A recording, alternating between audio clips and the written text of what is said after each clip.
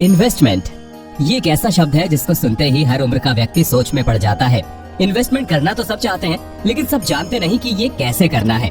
कुछ को लगता है कि वो अपने पैसे जमा करके रखें, जिससे वो पैसा उनके पास हमेशा रहे। कुछ का मानना होता है कि उनको अपना पैसा ब्याज पर चलाना चाहिए, और कुछ का ये मानना भी होता है कि उनको स्टॉक मार्केट में इन्वेस्ट करना चाहिए। अब आपको इन तीन ऑप्शन में स्टॉक मार्केट वाला ऑप्शन सबसे रिस्की और सबसे प्रॉफिटेबल लग रहा होगा। अगर हाँ, तो ये बुक समरी आपके लिए बहुत फायदेमंद साबित हो सकती है। इन्वेस्टमेंट में प्रॉफिट कमाना एक चीज होती है और सही इन्वेस्टमेंट करके लॉन्ग टर्म प्रॉफिट कमाना अलग चीज होती है। पिछले कुछ सालों में देखा गया है कि इन्वेस्टमेंट को लेकर यूथ में काफी ज्यादा अवेयरनेस और जागरूकता बढ़ गई है। हर पढ़ा लिखा इंसान आज कहीं ना कहीं इन्वेस्टमेंट के टॉपिक को लेकर डिबेट कर रहा है, पर इसके लिए आपको इन्वेस्टमेंट की सही नॉलेज होना बहुत जरूरी है। जैसे कि हमें कब और कैसे इन्वेस्ट करना है, कौन से स्टॉक्स को कब खरीदना है और कब बेचना है। इन सब का सही नॉलेज और परफेक्ट जानकारी हमारी लाइफ बदल सकती है। इस बुक समरी में न केवल हम आपसे शेयर करेंगे कि ऐसे इन्वेस्टमेंट कैसे करने हैं, बल्कि साथ में ये भी शेयर करेंगे कि इन इन्वेस्टमेंट से आप लोग कैसे अपना और अपने परिवार का फ्यूचर सिक्योर कर सकते हैं। तो अब बिना देरी किए इस बुक समरी की हम शुरुआत करते हैं। साथ ही आपको इन्वेस्टिंग के मामले में कैपेबल बनाने का सफर भी शुरू करते हैं। Clues from the past. इस बुक समरी के पहले अध्याय में हम आपको कुछ हिस्टोरिकल इन्वेस्टमेंट के बारे में बताएंगे और ये भी शेयर करेंगे कि कैसे आप इन पुराने इन्वेस्टमेंट से सीख ले सकते हैं। अब मान लीजिए आपके पास बैंक में कुछ एक्स्ट्रा पैसे पड़े हुए हैं जिनको आपने इन्वेस्टमेंट के लिए जमा किया था, तो आपको ये देखकर लगता है कि इन पैसों को कहीं इन्वेस्ट करना चाहिए। तो आप इन पैसों से कॉमन स्टॉक्स खरीदने का फैसला करते हैं। आपके इस डिसीजन के पीछे अनेक कारण हो सकते हैं। हो सकता है आप अपनी रेगुलर इनकम से ज्यादा कमाना चाहते हो, या हो सकता है कि आप अपने देश के साथ आगे बढ़ना चाहते हो, या ये भी हो सकता है कि आप भी उन लोगों में से हो जिनका ये मानना है कि अगर आपने कोई फोर्ड कंपनी जैसी एंटरप्राइज शुरू की होती तो आप भी आज कहाँ पर होते। इससे ये पता चलता है कि आप अपने और अपने फ्यूचर जनरेशन के लिए एक पूंजी छोड़ के जाना चाहते हैं। या हो सकता है कि इन सारी चीजों का मिक्सचर आपको कॉमन स्टॉक्स लेने के लिए इंस्पायर कर रहा हो। पर कुल मिलाकर अगर आप कॉमन स्टॉक्स खरीदने की कगार पर हैं, तो आप पैसे कमाने की लालसा रखते हैं। इसलिए ये लॉजिकल है कि आप कॉमन स्टॉक खरीदने से पहले ये देखेंगे कि किस कॉमन स्टॉक से सबसे ज्यादा पैसा कमाया जा चुका है। ये जानने के लिए आपको पुराने स्टॉक ट्रेड उठाकर देखने होंगे। अगर आप अमेरिकन स्टॉक मार्केट की ओर एक कैजुअल नजर भी डालते हैं, तो आपको ये साफ नजर आएगा कि दो बहुत ही अलग मेथड से ट्रेडिंग की जा रही है। ये दोनों ही मेथड सक्सेसफुल रहे हैं, जिस कारण ये तय करना अक्सर मुश्किल हो जाता है कि आखिर किस मेथड को फॉलो करना चाहिए। 19th सेंचुरी और शुरुआती 20th सेंचुरी में अनेक बड़े फॉर्च्यून और बहुत से छोटे फॉर्च्यून बिजनेस साइकिल पर सट्टा लगाकर बनाए गए थे। उस समय वही लोग कॉमन स्टॉक्स की दुनिया में सफल होते थे जिनके अच्छे फाइनेंशियल कनेक्शंस हुआ करते थे। इसके पीछे का कारण ये था कि इस समय की बैंकिंग कंडीशन बहुत ही नाजुक थी। आज की तरह उस समय भी अच्छी कंपनी ढूंढना उतना ही मुश्किल था जितना आज है। मार्केट में फ्लक्चुएशंस उस समय भी उतने ही होते थे जितने आज होते हैं। उस समय भी वही ट्रेडर सफल होता था जो लॉन्ग टर्म इन्वेस्टमेंट में विश्वास रखता था और सारे फ्लक्चुएशंस के बाद भी एक ही कंपनी के साथ टिका रहता था, न कि वो जो स्टॉक को सस्ते में खरीदता था और उसे चंद पैसों के प्रॉफिट के लिए बेच देते थे। अगर आप ये चीज सुनकर चौंक उठे हैं तो चौंकिए मत। आज भी ऐसी बहुत सी कंपनीज हैं जो स्टॉक एक्सचेंज पर रजिस्टर्ड हैं और जिस पर आप इन्वेस्ट कर सकते हैं। पर ऐसी कुछ ही कंपनीज होंगी जिनका 25 से 50 साल पहले स्टॉक $10,000 पर होगा और आज की डेट में उनका स्टॉक $225,000 पर पहुंच गया होगा। कुल मिलाकर अगर कोई इन्वेस्टर उस समय ऐसी कंपनी में इन्वेस्ट करता तो वो अपने फ्यूचर जनरेशन के लिए एक वरदान देकर गया होता। अगर आप सोच रहे होंगे कि हाँ, जिन्होंने उस समय इन्वेस्ट किया आज उनके बच्चे उस चीज का लाभ उठा रहे हैं, लेकिन क्या आज भी ऐसी कंपनी है जिन पर हम इन्वेस्ट करके ऐसा कुछ अपनी आने वाली पीढ़ी के लिए कर सकते हैं? इस प्रश्न का जवाब इतना सीधा नहीं है।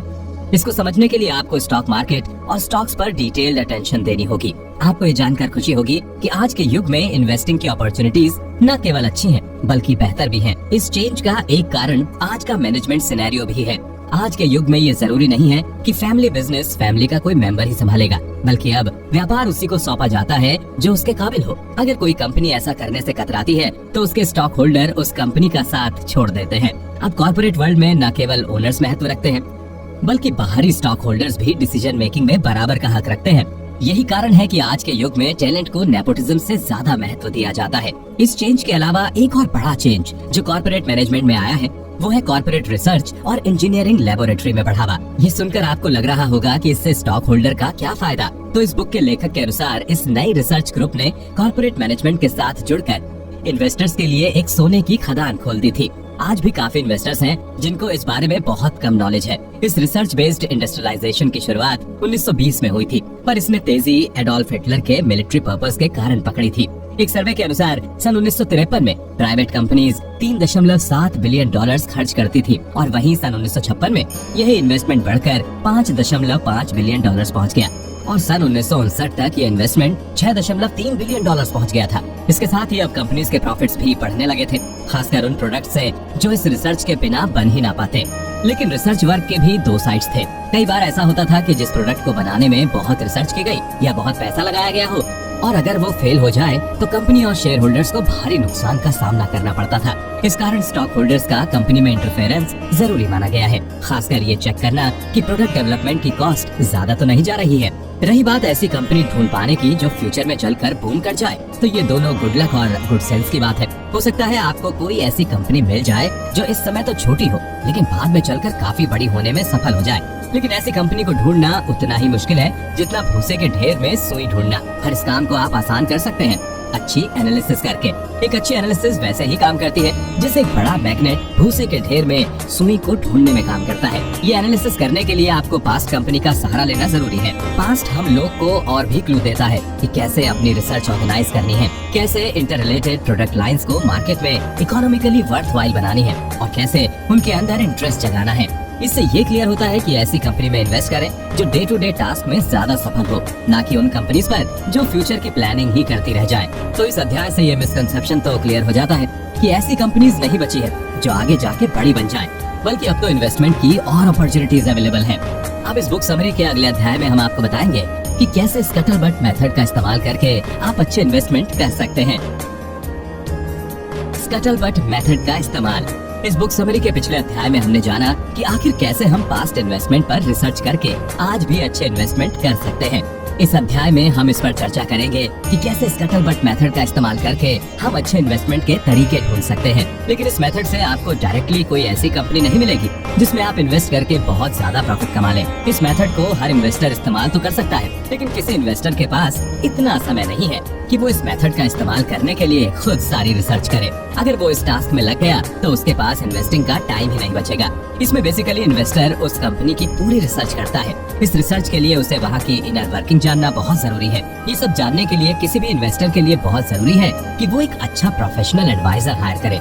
तब जाकर इन्वेस्टर ऐसी पोजीशन पर पहुंच पाएगा जब उसे समझ आए कि एडवाइजर और इस मेथड का उपयोग करने से उसे क्या फायदा हुआ है। जब कोई भी इन्वेस्टर इस मेथड का इस्तेमाल करना सीख जाता है तो वो खुद भी हैरान हो जाता है कि उसके पास कितने मौके आते हैं अच्छे इन्वेस्टमेंट करने के, वो भी बस इसलिए क्योंकि उसके इन्वेस्टमेंट एडवाइजर ने पहले ही सारा होमवर्क कर रखा है, जिससे इन्वेस्टर को ज्यादा प्रॉफिटेबल कंपनी में इन्वेस्ट करने का ही मौका मिलता है। इस तरीके के अलावा इन्वेस्टर चाहे तो बिना किसी फाइनेंशियल एडवाइजर को हायर करके खुद भी ये काम कर सकता है। स्कटलबट मेथड इस्तेमाल करने के लिए इन्वेस्टर को सबसे पहले एक बिजनेस ग्रेपवाइन बनानी पड़ेगी। इसका मतलब यह है कि जिस भी बिजनेस में वो इन्वेस्ट करने की सोच रहा है उस बिजनेस की थॉरो रिसर्च करनी पड़ेगी, जिससे एक चार्ट पर उस बिजनेस की स्ट्रेंथ और वीकनेस का पता लगाया जा सके। इसका पता कंपनी के शेयर होल्डर्स, पब्लिक ओपिनियन और यहाँ तक कि कंपनी द्वारा की गई लेटेस्ट रिसर्च से भी लगाया जा सकता है। अगर आप तब भी श्योर फील नहीं करते तो आप जिस कंपनी में इन्वेस्ट करने जा रहे हैं आप उसमें और उस कंपनी जैसी 5 और बड़ी कंपनीज में जाकर उनसे 5 इंटेलिजेंट प्रश्न पूछें जो उनके स्ट्रेंथ और वीकनेस के इर्द गिर्द ही होंगे। आपको खुद भी शौक लगेगा कि केवल कंपनी में जाकर बात करने से आपको कंपनी के बारे में कितनी नॉलेज मिल सकती है। इन 4 मेथड के अलावा अगर आप कंपनी के बारे में और इंक्वायरी करना चाहते हैं तो आप बोनांजा कंपनी की मदद भी ले सकते हैं। ये ग्रुप उस कंपनी के पुराने एम्प्लॉयज का होता है। इस ग्रुप से आप कंपनी के हर एक डर्टी सीक्रेट्स जान सकते हैं और वहाँ के वर्क एनवायरनमेंट के बारे में भी जान सकते हैं। लेकिन जरूरी नहीं है कि इस ग्रुप के द्वारा दी गई इन्फॉर्मेशन 100% करेक्ट हो सकता है वो लोग अपनी पुरानी कंपनी के खिलाफ बैड माउथिंग या अफवाह फैला रहे हों, जिस कारण आपको इनकी दी गई हर इन्फॉर्मेशन को डबल चेक और क्रॉस चेक दोनों करना पड़ता है, जो कि एक बहुत टीडियस टास्क साबित हो सकता है। लेकिन ये भी जरूरी नहीं कि हर सोर्स ऑफ इन्फॉर्मेशन को पिछली सोर्स ऑफ इन्फॉर्मेशन से मिलता जुलता होना चाहिए। ज्यादातर बड़ी कंपनीज की इन्फॉर्मेशन इतनी क्रिस्टल क्लियर होती है कि इन्वेस्टर पहले ही समझ जाता है कि क्या उसको इस कंपनी में इन्वेस्टिगेशन करनी चाहिए या नहीं। यदि उसे लगता है करनी चाहिए तो अधूरी इन्फॉर्मेशन को पूरा करने के लिए कंपनीज के ऑफिसर से बात करनी चाहिए। एक अच्छे इन्वेस्टर की यही पहचान होती है कि वो पूरी रिसर्च किए बिना किसी भी कंपनी में इन्वेस्ट करना सही नहीं समझता है। अब इन्वेस्टर जब जान जाता है कि किस कंपनी में इन्वेस्ट करना है तो इसके बाद उसके सामने एक और चुनौती खड़ी होती है, कि आखिर कौन से कॉमन स्टॉक्स उसे खरीदने चाहिए। ये जानने के लिए हमारे साथ जुड़े रहिए और सुनते रहिए हमारी बुक समरी। 15 पॉइंट्स को ध्यान में रखें। बुक समरी के पिछले अध्याय में आपने ये जाना कि कैसे स्कैटरबट मेथड का इस्तेमाल करके आप एक अच्छी कंपनी में इन्वेस्ट कर सकते हैं। अब एक बार आप ये सीख गए तो आपको ये जानना भी जरूरी है कि आपको कौन से कॉमन स्टॉक्स खरीदने चाहिए। कोई भी कॉमन स्टॉक्स खरीदने से पहले आपको 15 पॉइंट्स का ध्यान रखना बेहद जरूरी है। अगर इन पॉइंट्स में से कुछ पॉइंट्स में कंपनी खरी नहीं उतरती है तो एक बार को आप फिर भी ऐसे स्टॉक्स में इन्वेस्ट करने का रिस्क ले सकते हैं, परंतु अगर बहुत से पॉइंट्स पर असफल होती है तो ऐसी कंपनी के स्टॉक्स खरीदने की आपको या किसी भी इन्वेस्टर को गलती नहीं करनी चाहिए। अब आपके मन में सवाल आ रहा होगा कि अगर स्कैटरबट मेथड पहले ही इस्तेमाल कर लिया गया है तो इन 15 पॉइंट्स की क्या जरूरत है। तो लेखक आपको इस पर यह बताना चाहेंगे कि आप स्कैटरबट मेथड से एक कंपनी की क्रेडिबिलिटी के बारे में जान सकते हैं और क्या वो इन्वेस्टमेंट वर्दी है या नहीं ये जान सकते हैं। लेकिन इन 15 पॉइंट्स की मदद से आप कंपनी और उसके किस स्टॉक में इन्वेस्ट करना है ये जानने के काबिल बन सकते हैं। इनमें से कुछ पॉइंट्स तो कंपनी के बाहर के लोग ही सॉल्व कर पाएंगे और कुछ पॉइंट्स के लिए आपको कंपनी में काम कर रहे लोगों से इंक्वायरी करनी पड़ेगी। तो बिना देर किए हम आपको इन पॉइंट्स के बारे में बताते हैं जिनका आपको कोई भी कॉमन स्टॉक इन्वेस्टमेंट करने से पहले ध्यान रखना होगा। इन 15 पॉइंट्स में सबसे पहला पॉइंट ये है कि क्या कंपनी के पास जो प्रोडक्ट्स या सर्विसेज हैं उससे वो सफिशिएंट मार्केट कैप्चर करने में कैपेबल होगी और क्या वो कुछ सालों में एक बड़े लेवल पर अपना बिजनेस स्केल कर पाएगी। ये सवाल सबसे पहला इसलिए होना चाहिए क्योंकि एक बार में बड़ा प्रॉफिट कमाना किसी भी कंपनी के लिए बड़ी बात नहीं है, लेकिन उस सेल्स को मेंटेन करना और बढ़ाना ये बड़ी बात है। कुछ कंपनीज के साथ ये भी देखा गया है कि कुछ साल तो सेल्स हर साल बढ़ी, लेकिन एक पॉइंट पर आकर सेल्स स्टैग्नेट हो गई या रुक गई। इसका सबसे बड़ा एग्जांपल है रेडियो सेट मैन्युफैक्चरर्स, जिनको टेलीविजन के कमर्शियल डेवलपमेंट के बाद बहुत बड़ा झटका लगा था। ये इंडस्ट्री का नियम है, जो नई टेक्नोलॉजी मार्केट में जल्दी लाएगा वो उससे खूब प्रॉफिट कमाएगा, वहीं जो कंपनी पुरानी टेक्नोलॉजी पर रुकी रह जाएगी उनकी ग्रोथ रुक जाएगी। यही कारण था कि रेडियो की सेल्स जो एक समय में हर साल तेजी से बढ़ रही थी, पर अब उनकी सेल्स हर साल गिरती जा रही है। जो कंपनी ईयर टू ईयर मुनाफा शो कर पा रही है उसी में इन्वेस्ट करना फायदेमंद होता है, न कि उन कंपनीज में जो फ्लूक या तुक्के से प्रॉफिट कमा लेती हैं। जो कंपनी दसियों सालों से प्रॉफिटेबल रही है वो दोनों लकी और काबिल है। कुछ कंपनी काबिल है इसलिए फॉर्चुनेट है और कुछ कंपनी फॉर्चुनेट है इसलिए काबिल है। दोनों में से जो कंपनी काबिल है वो हमेशा फॉर्चुनेट कंपनी से लॉन्ग रन में आगे निकल जाती है। लेकिन दोनों ही टाइप की कंपनी में मैनेजमेंट का रोल सबसे बड़ा होता है। अगर मैनेजमेंट अच्छा है तो एक फॉर्चुनेट कंपनी जो काबिल ना भी हो वो भी बदलते समय के साथ काबिल बन जाती है। दूसरा पॉइंट जिसका एक इन्वेस्टर को ख्याल रखना चाहिए वो है क्या मैनेजमेंट के अंदर नए प्रोडक्ट्स या प्रोसेसेस बनाने और कंटिन्यू रखने का डिटर्मिनेशन बाकी है या नहीं। ये सवाल तब करें जब खासकर उनके करंट प्रोडक्ट लाइन अपनी फुल पोटेंशियल पर पहुंच चुकी है। ऐसी कंपनीज जो एक ही प्रोडक्ट या प्रोडक्ट लाइन पर पूरे तरीके से डिपेंडेंट हो जाती हैं, वो अक्सर लॉन्ग रन में प्रॉब्लम्स फेस करती हैं। ऐसी कंपनीज के मैनेजमेंट को लगता है कि जब उनका एक प्रोडक्ट सफल हो चुका है तो उसी को बस इम्प्रूव करके पब्लिक को बेचते रहना चाहिए, लेकिन ऐसे ही मैनेजमेंट के कारण कंपनी डूब जाती है क्योंकि ये कंपनी रिसर्च और डेवलपमेंट में उतना खर्च नहीं कर रही होती जितना जरूरी है। तो इन्वेस्टर को कोई भी स्टॉक खरीदने से पहले ये जान लेना बहुत जरूरी है कि क्या वो जिस कंपनी में इन्वेस्ट कर रहा है उस कंपनी के अंदर कुछ नया बनाने का जुनून बाकी भी है या फिर वो जहाँ पहुँच गए हैं उससे संतुष्ट हो चुके हैं।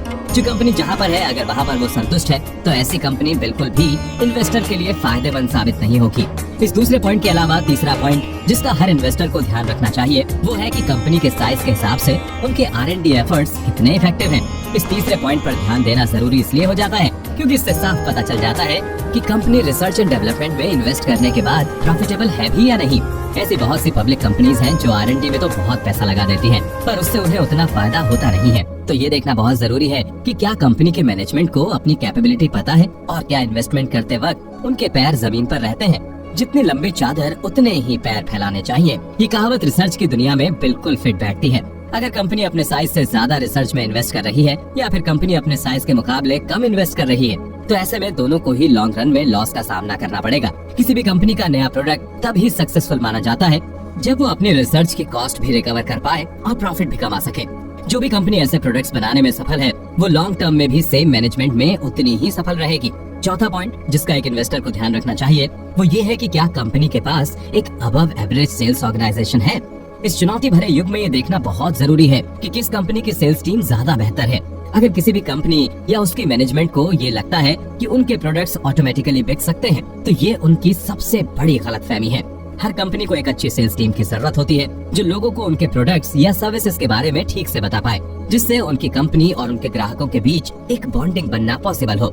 इसी कारण इस किताब के लेखक का कहना है कि हर सक्सेसफुल कंपनी अपनी सेल्स टीम पर विशेष ध्यान देती है, क्योंकि लॉन्ग टर्म ग्रोथ के लिए एक स्ट्रॉन्ग सेल्स आर्म जरूरी है।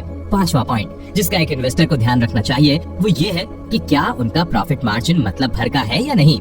ये पॉइंट तो कोई भी व्यक्ति जिसकी मैथमेटिकल एनालिसिस स्ट्रॉन्ग है वो समझ जाएगा कि बिजनेस में प्रॉफिट तभी है जब सेल्स अच्छी है, और अगर सेल्स अच्छी है तो प्रोडक्ट में प्रॉफिट मार्जिन भी अच्छा होना चाहिए। जो कंपनी शुरुआत में लो प्रॉफिट मार्जिन पर बेचती है वो भी कुछ समय बाद अपने प्रोडक्ट का प्राइस बढ़ाकर अपने प्रॉफिट मार्जिन बढ़ा लेती है। वहीं जो कंपनीज अपने प्रॉफिट मार्जिन स्केल के अकॉर्डिंग नहीं बढ़ाती हैं, वो इवेंचुअली प्रॉफिटेबल नहीं रहती हैं। इसके पीछे का कारण बहुत सिंपल है, जैसे कंपनी बड़ी होगी वैसे ही उसकी कॉस्ट ऑफ रनिंग भी बढ़ती जाएगी। इसलिए लेखक के हिसाब से एक इन्वेस्टर को कभी भी ऐसी कंपनी में इन्वेस्ट नहीं करना चाहिए जो मार्जिनल प्रॉफिट पर वर्क करती हो। इन्वेस्टर को हमेशा से ही उन कंपनीज में प्रॉफिट ज्यादा होगा जिनके प्रोडक्ट में मार्जिन अच्छा हो, वरना लो प्रॉफिट और मार्जिनल कंपनीज में पैसे डूबने के चांसेस बढ़ जाते हैं। इस पॉइंट के अलावा 6 पॉइंट जिसका एक इन्वेस्टर को दिमाग में रखना चाहिए वो ये है कि कंपनी ऐसा क्या कर रही है जिससे उनका प्रॉफिट मार्जिन मेंटेन या इम्प्रूव हो रहा है। इस सवाल को सुनकर आपको लग रहा होगा कि अगर प्रोडक्ट सक्सेसफुल है तो प्रॉफिट मार्जिन मेंटेन और इम्प्रूव करना आसान होगा, लेकिन ऐसा नहीं है। जब भी आप किसी कंपनी के स्टॉक को खरीदते हैं तो हो सकता है उस समय कंपनी का वो प्रोडक्ट सक्सेसफुल हो, लेकिन ओवर द टाइम उस प्रोडक्ट का क्रेज मार्केट से खत्म हो जाए। तो ये बहुत जरूरी हो जाता है कि कंपनी कॉन्स्टेंटली अपने प्रोडक्ट्स को एंगेजिंग और अट्रैक्टिव करने में लगी रहे। साथ ही कंपनी को लेबर और रॉ मटेरियल्स की कॉस्ट को भी ध्यान में रखना बहुत जरूरी होता है। इसके साथ ही टैक्सेस में भी हर साल बदलाव के कारण बिजनेस रनिंग कॉस्ट बढ़ जाती है। तो इन सबको मैनेज करने के लिए एक कंपनी को प्रॉपर प्लानिंग करना महत्वपूर्ण है। लेकिन आप सोच रहे होंगे कि कंपनी की इस प्लानिंग का इन्वेस्टर को कैसे पता चलेगा? तो इसका जवाब ये है कि इसका जवाब ढूंढने के लिए एक इन्वेस्टर को स्कटलबट मेथड अप्लाई करना होगा। इसका पता इन्वेस्टर कंपनी के टॉप एग्जीक्यूटिव से ही लग सकता है। अगर कंपनी के पास इन सब सवालों का कंस्ट्रक्टिव जवाब है तो ऐसी कंपनी इन्वेस्टर के लिए बहुत प्रॉफिटेबल साबित हो सकती है। इन 6 पॉइंट्स के अलावा किसी भी कंपनी में इन्वेस्ट करने से पहले आपको 7वें पॉइंट का सबसे ज्यादा ध्यान रखना चाहिए। वो ये है कि क्या इस कंपनी की कोई लेबर या पर्सनल रिलेशनशिप आउटस्टैंडिंग तो नहीं है। बहुत से इन्वेस्टर्स को ऐसा लगता होगा कि लेबर और कंपनी के बीच का रिलेशनशिप इतना मायने नहीं रखता है, लेकिन ये एक बहुत बड़ा मिसकंसेप्शन है कि इससे कंपनी को फर्क नहीं पड़ता है। अगर किसी भी कंपनी के लेबर उससे खुश ना हो तो इसका सीधा असर कंपनी की प्रोडक्शन पर पड़ता है। अगर लेबर खुश ना हो तो स्ट्राइक एक कॉमन सिनेरियो बन जाती है। अगर कोई कंपनी या उसका मैनेजमेंट अपने वर्कर्स का प्रॉपर ध्यान नहीं रखते हैं या अपने लेबर को पैरों की धूल समझते हैं तो ऐसी कंपनीज अपने इन्वेस्टर्स को भी कुछ खास नहीं समझते हैं। इसलिए कंपनी का ये बैकग्राउंड देखना भी एक इन्वेस्टर को देखना जरूरी हो जाता है। इसके अलावा इसी से मिलता हुआ 8वां पॉइंट भी है जिसमें इन्वेस्टर को ये देखना चाहिए कि उस कंपनी के रिलेशन अपने एग्जीक्यूटिव से कैसे हैं। अगर लो लेवल लेबर से रिलेशनशिप मेंटेन रखना इम्पोर्टेंट है तो एग्जीक्यूटिव लेवल पर रिलेशन मेंटेन करना तो और जरूरी है। अब आप सोच रहे होंगे कि ये तो बड़ी सिंपल सी बात है और हर कंपनी ही अपने एग्जीक्यूटिव से बना कर रखती होगी। आखिर यही लोग तो होते हैं जो हर फैसला लेते हैं। अगर ये लोग साथ में कंपनी को लेकर ना चलें तो कोई भी वेंचर बिखर सकता है। ग्रेटेस्ट इन्वेस्टमेंट अपॉर्चुनिटीज वही कंपनी आपको ऑफर करती है जिसमें एग्जीक्यूटिव्स के बीच एक अच्छी अंडरस्टैंडिंग होती है। इस पॉइंट के साथ आपको 9th पॉइंट का भी ध्यान रखना होगा। 9 पॉइंट ये है कि क्या कंपनी के मैनेजमेंट में डेप्थ है। अब आप सोच रहे होंगे कि मैनेजमेंट में यहाँ किस डेप्थ की बात हो रही है। अब मान लीजिए आप किसी छोटी कॉर्पोरेशन में इन्वेस्ट करने जा रहे हैं तो जाहिर सी बात है वहाँ का की या मेन पर्सन कोई एक ही होगा।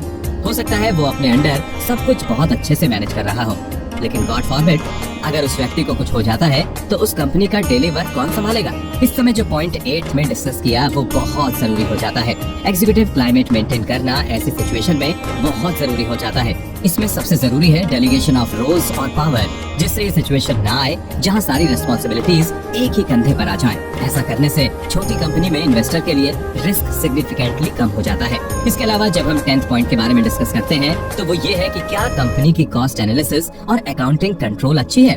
कोई भी कंपनी लॉन्ग टर्म सक्सेस नहीं पा सकती जब तक वो अपनी ओवरऑल कॉस्ट को एक्यूरेसी और डिटेल में बांट कर दिखा ना पाए। हर छोटी डिटेल जानने के बाद ही मैनेजमेंट इस चीज का अनुमान लगा पाएगी कि आखिर किस फील्ड या किस जगह पर ध्यान फोकस करने की जरूरत है। अगर किसी कंपनी को यही नहीं पता होगा कि आखिर किस एरिया में काम करना है तो उन्हें यही नहीं पता होगा कि किस प्रोडक्ट को प्रमोट करना है या किस प्रोडक्ट को वो सेल या डिस्काउंट में बेचना अफोर्ड कर सकते हैं। यही सारे कारण होते हैं कि किसी भी कंपनी का फाइनेंशियल एनालिसिस और अकाउंटिंग जानना जरूरी है। अब इतने पॉइंट सुनने के बाद आपके मन में ये सवाल आ रहा होगा कि हम एक ही बिजनेस में इतनी छानबीन क्यों कर रहे हैं, हम लोग कंपटीशन और भी तो देख सकते हैं। तो यही आता है 11th पॉइंट कि क्या बिजनेस के ऐसे और भी एस्पेक्ट होते हैं जो एक कंपनी को कंपटीशन से बेहतर बनाती हैं। तो अब आप सोच में पड़ गए होंगे कि आखिर कौन से ऐसे एस्पेक्ट होते हैं जो एक कंपनी को दूसरी कंपनी से अलग बनाते हैं। ये एस्पेक्ट हर चीज में काउंट होते हैं। मान लीजिए कोई कंपनी अगर अपना प्लांट सेटअप करती है तो जाहिर सी बात है कि रियल एस्टेट में भी ऐसी कंपनी को वर्क करना पड़ेगा। तो अगर एक कंपनी कम लीज पर काम कर रही है तो जाहिर सी बात है वो कंपटीशन से ज्यादा प्रॉफिट कमा पाएंगे। अब इसको बेहतर समझने के लिए एम्प्लॉयज का इंश्योरेंस का एग्जाम्पल ले लीजिए। अगर एक कंपनी का इंश्योरेंस कॉस्ट 35% कम है तो वो अपने रनिंग कॉस्ट कम करने में कामयाब रहे। साथ में इन्वेस्टर को ये भी ध्यान देना पड़ता है कि जिस कंपनी में वो इन्वेस्ट करने जा रहा है क्या उसके प्रोडक्ट्स पेटेंट प्रोटेक्टेड हैं।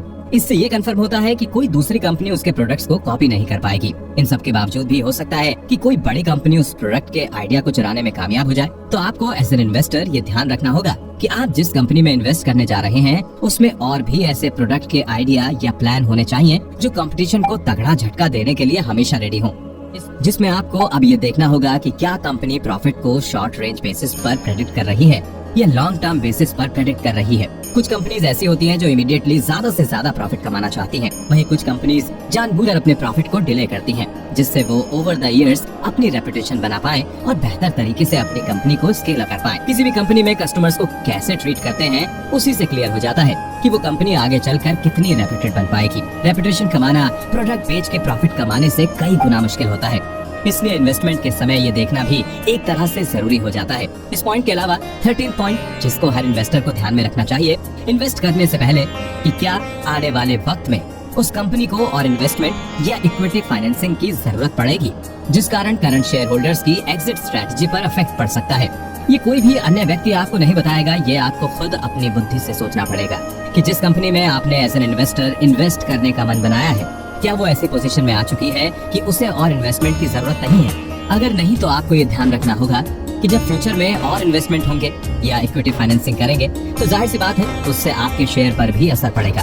तो किसी भी इन्वेस्टर को ऐसी ही कंपनी में इन्वेस्ट करना चाहिए जिसका क्लियर प्लान हो फ्यूचर इन्वेस्टमेंट्स और इक्विटी डाइल्यूशन के ऊपर, जिससे आपको अपने इन्वेस्टमेंट पर बाद में पछताना ना पड़े। इस पॉइंट के बाद बढ़ते हैं हम 14 पॉइंट पर, जो ये है कि क्या मैनेजमेंट अपने इन्वेस्टर से अपने अफेयर्स के बारे में फ्रीली बात करता है, खासकर तब जब ट्रबल्स और डिसअपॉइंटमेंट्स का उस कंपनी को सामना करना पड़ता है। ये बिजनेस का नियम है कि सबसे अच्छी चलने वाली कंपनीज भी डिफिकल्टीज फेस करती हैं। अगर कोई कंपनी लगातार नए प्रोडक्ट्स बना रही है तो जाहिर सी बात है कि उसे कुछ ना कुछ फेलियर्स का सामना भी करना पड़ेगा और ये फेलियर्स अक्सर कॉस्टली भी साबित होते हैं। फेलियर नहीं हुए तो हो सकता है कभी आपको डिले का सामना करना पड़े। ऐसे एक्सपेंसेस आपको एज एन इन्वेस्टर एक्सेप्ट करने का जिगरा रखना होगा, नहीं तो आप एक अच्छे इन्वेस्टर कभी नहीं बन पाएंगे। साथ ही आपको ये भी देखना होगा कि क्या कंपनी अपने इन्वेस्टर्स के साथ ट्रांसपेरेंट है या फिर आपको एक फर्जी रोजी इमेज दिखाकर बेवकूफ बनाने की कोशिश कर रही है। इसी से पता चल जाता है कि कंपनी का मैनेजमेंट कितना ट्रूथफुल है। हर इन्वेस्टर को हमेशा उसी कंपनी में इन्वेस्ट करना चाहिए जो अपनी पोजीशन के बारे में अपफ्रंट हो, ना कि वो जो हर बुरी खबर छिपाने में लगी रहे। इसी के साथ हम अपने आखिरी और 15वें पॉइंट पर पहुंच जाते हैं। इस पॉइंट में आपको ये ध्यान रखना होगा कि क्या कंपनी की मैनेजमेंट की इंटीग्रिटी अनक्वेश्चनेबल है। अब आप सोच रहे होंगे कि मैनेजमेंट की इंटीग्रिटी क्यों जरूरी है, तो उसका कारण ये है कि शेयर होल्डर तो कंपनी के मेन एसेट से दूर है, लेकिन फेस ऑफ द कंपनी तो मैनेजमेंट ही उभर के सामने आता है। लेकिन वहीं अगर मैनेजमेंट की इंटीग्रिटी पर जनता सवाल उठाने लगे तो कहीं ना कहीं कंपनी की इंटीग्रिटी पर भी सवाल उठने लगते हैं। तो ऐसी सिचुएशन में आपको ऐसी कंपनी को हर हाल में अवॉइड करने की कोशिश करनी चाहिए, क्योंकि अगर उनकी इंटीग्रिटी पर फ्यूचर में चलकर सवाल उठना शुरू हो जाते हैं तो उस कंपनी को हैवी लॉस का सामना करना पड़ सकता है। तो ये तो 15 पॉइंट्स हो गए जिनको आपको विशेष ध्यान रखना चाहिए किसी भी कंपनी के कॉमन स्टॉक्स खरीदने से पहले। अब इस बुक समरी के अगले अध्याय में हम आपसे ये शेयर करेंगे कि आपको क्या करना चाहिए। बुक समरी के इस अध्याय में हम आपको बताएंगे एक कॉमन डिलाइमा जो हर नया इन्वेस्टर फेस करता है। वो ये है कि उसे कैसे हर इन्वेस्टमेंट करने से पहले प्रोडक्ट और मार्केट को समझना बहुत जरूरी है। जैसे जो व्यक्ति जिस जगह रह रहा है उसे अपने एरिया में चल रही कंपनीज के बारे में ज्यादा नॉलेज होगी। फॉर एग्जाम्पल, जो व्यक्ति कार फैक्ट्री के पास रहता है वो ऑटोमेटिव कंपनी में इन्वेस्ट करने में ज्यादा कॉन्फिडेंट फील करेगा, क्योंकि उसको पता है कि उस कंपनी में उसे क्या देखना है और उसे उस कंपनी से क्या क्या उम्मीदें हैं। वहीं अगर कोई गाँव या रूरल साइड का व्यक्ति है तो उसके पास इतने अवसर नहीं है जितने एक अर्बन या शहरी व्यक्ति के पास है। ये गैप इसलिए है क्योंकि जो व्यक्ति सेंटर के ज्यादा करीब है उसी के पास एक लॉन्ग टर्म कंपनी ढूंढने के चांसेस ज्यादा हैं। तो अब आप सोच रहे होंगे कि नॉलेज नहीं है तो क्या हुआ, हम एक एक्सपर्ट को हायर कर लेंगे। जो हमको गाइड कर सके कि हम किस कंपनी में इन्वेस्ट कर सकते हैं। अगर आप ऐसी सोच रखे हुए इन्वेस्टमेंट करने उतर रहे हैं तो ये आपकी बहुत बड़ी भूल है। अगर आप बिना स्टडी किए इन्वेस्टमेंट करने जाएंगे तो आपका लोग फायदा उठा लेंगे। हो सकता है आपका फाइनेंशियल एडवाइजर अच्छा ही साबित ना हो और वो आपके पैसे डुबो दे। इसी कारण से अपने इन्वेस्टमेंट को लेकर बेसिक प्रिंसिपल्स तो बिल्कुल क्लियर होने चाहिए। यदि आप इतना करने के कैपेबल नहीं हैं, तो बेहतर यही होगा आप इस कॉम्पिटिटिव फील्ड में एकदम से ना उतरें। कुल मिला के सबसे जरूरी ये है कि किसी इन्वेस्टर को इन्वेस्ट करने से पहले कंपनी की फील्ड के बारे में मतलब भर की जानकारी होनी चाहिए। साथ ही अगर इन्वेस्टर का उस जैसी कंपनी में अगर पास्ट एक्सपीरियंस है तो उससे एक इन्वेस्टर को कंपनी के बारे में बेहतर आइडिया लग पाता है। इसका कारण यह है कि आज की तारीख में हर इन्वेस्टमेंट एडवाइजर ये तो कह देता है कि उसको हर फील्ड की पूरी इन्फॉर्मेशन है, लेकिन अब रोज के हिसाब से स्टॉक की दुनिया में इतनी सारी कंपनीज एंटर कर रही हैं कि हर कंपनी का ट्रैक रखना बहुत मुश्किल साबित हो रहा है। इस कारण से फाइनेंशियल एडवाइजर अब इनकम्पिटेंट होते जा रहे हैं। ये जानने के लिए कि सबसे अच्छा फाइनेंशियल एडवाइजर कौन है, उसके लिए एक इन्वेस्टर को एडवाइजर की पास्ट इन्वेस्टमेंट्स को कंसिडरेशन में लेना होगा। जैसे एक अच्छे डॉक्टर को उसके सक्सेसफुल ऑपरेशंस देखते हुए चुना जाता है, वैसे ही इन्वेस्टमेंट फील्ड में भी ये फाइनेंशियल एडवाइजर्स के ऊपर लागू होता है। लेकिन इसमें किसी एडवाइजर की सफलता को समझना इतना आसान नहीं है। आपको हर एक चीज को कंसिडर करना पड़ेगा कि आखिर उनके प्रीवियस क्लाइंट ने किस टाइम पर इन्वेस्ट किया था। साथ में आपको ये भी कंसिडर करना पड़ेगा कि आपका एडवाइजर किस टाइप के स्टॉक्स के साथ सफल रहा है, जिसको ध्यान में रखकर आपको उसी टाइप की कंपनीज में इन्वेस्ट करना चाहिए। साथ में एक इन्वेस्टर और फाइनेंशियल एडवाइजर के बीच एक अच्छी कंपैटिबिलिटी होना बहुत जरूरी है, जिससे दोनों का फील्ड ऑफ इंटरेस्ट भी सेम हो। इस कंपैटिबिलिटी से फ्यूचर कॉन्फ्लिक्ट्स को प्रिवेंट किया जा सकता है। एक बार जब आपने अपना फाइनेंशियल एडवाइजर सेलेक्ट कर लिया, उसके बाद आपको ये चूज करना होगा कि आप किस टाइप की कंपनी में इन्वेस्ट करना चाहते हैं। अब आप सोच रहे होंगे जो भी कंपनी ज्यादा प्रॉफिट देगी या जो ज्यादा स्टेबल होगी उसी में इन्वेस्ट करेंगे। तो इस सोच के साथ देखा जाए तो आपके लिए दो टाइप की कंपनीज के ऑप्शन खुल जाते हैं। पहला टाइप जो लॉन्ग टर्म में प्रॉफिट दे सकती हैं और स्टेबल कंपनीज में गिनी जाती हैं। ये जनरली बड़ी कंपनीज होती हैं जिनको इंस्टीट्यूशनल स्टॉक्स भी कहा जाता है। इसके अंदर इंश्योरेंस कंपनीज, प्रोफेशनल ट्रस्टीज और ऐसी ही बड़ी ऑर्गेनाइजेशंस गिनी जाती हैं। अगर आप ऐसी कंपनीज में इन्वेस्ट करते हैं तो आप एक लेस रिस्की इन्वेस्टमेंट कर रहे हैं। अगर कंपनी को कभी फ्यूचर में लॉस भी होता है तो आप ज्यादा पैसे नहीं कमाएंगे। वहीं अगर प्रॉफिट भी होता है तो वो लॉन्ग टर्म में ही होगा। ये ऐसी कंपनीज हैं जहां आप अपने पैसे को इन्वेस्ट करके चैन की नींद सो सकते हैं। वहीं अगर आप किसी रिलेटिवली यंग कंपनी में इन्वेस्ट करते हैं तो आप एक हाई रिस्क इन्वेस्टमेंट करने की सोच रहे हैं। इस टाइप का इन्वेस्टमेंट दो धारी तलवार की तरह है। या तो इससे आपको लॉन्ग टर्म में 1000 गुना प्रॉफिट होगा, लेकिन वहीं अगर आपका ये इन्वेस्टमेंट चूक गया या गलत साबित हुआ तो ये इन्वेस्टमेंट आपकी इन्वेस्टमेंट लाइफ की सबसे महंगी मिस्टेक भी साबित हो सकता है। ऐसी कंपनीज में अक्सर वही इन्वेस्ट करते हैं जो रिस्क टेकर्स होते हैं और जो ये चाहते हैं कि वो नेक्स्ट बड़ी कंपनी के साथ एक यंग स्टेज पर जुड़ जाएं।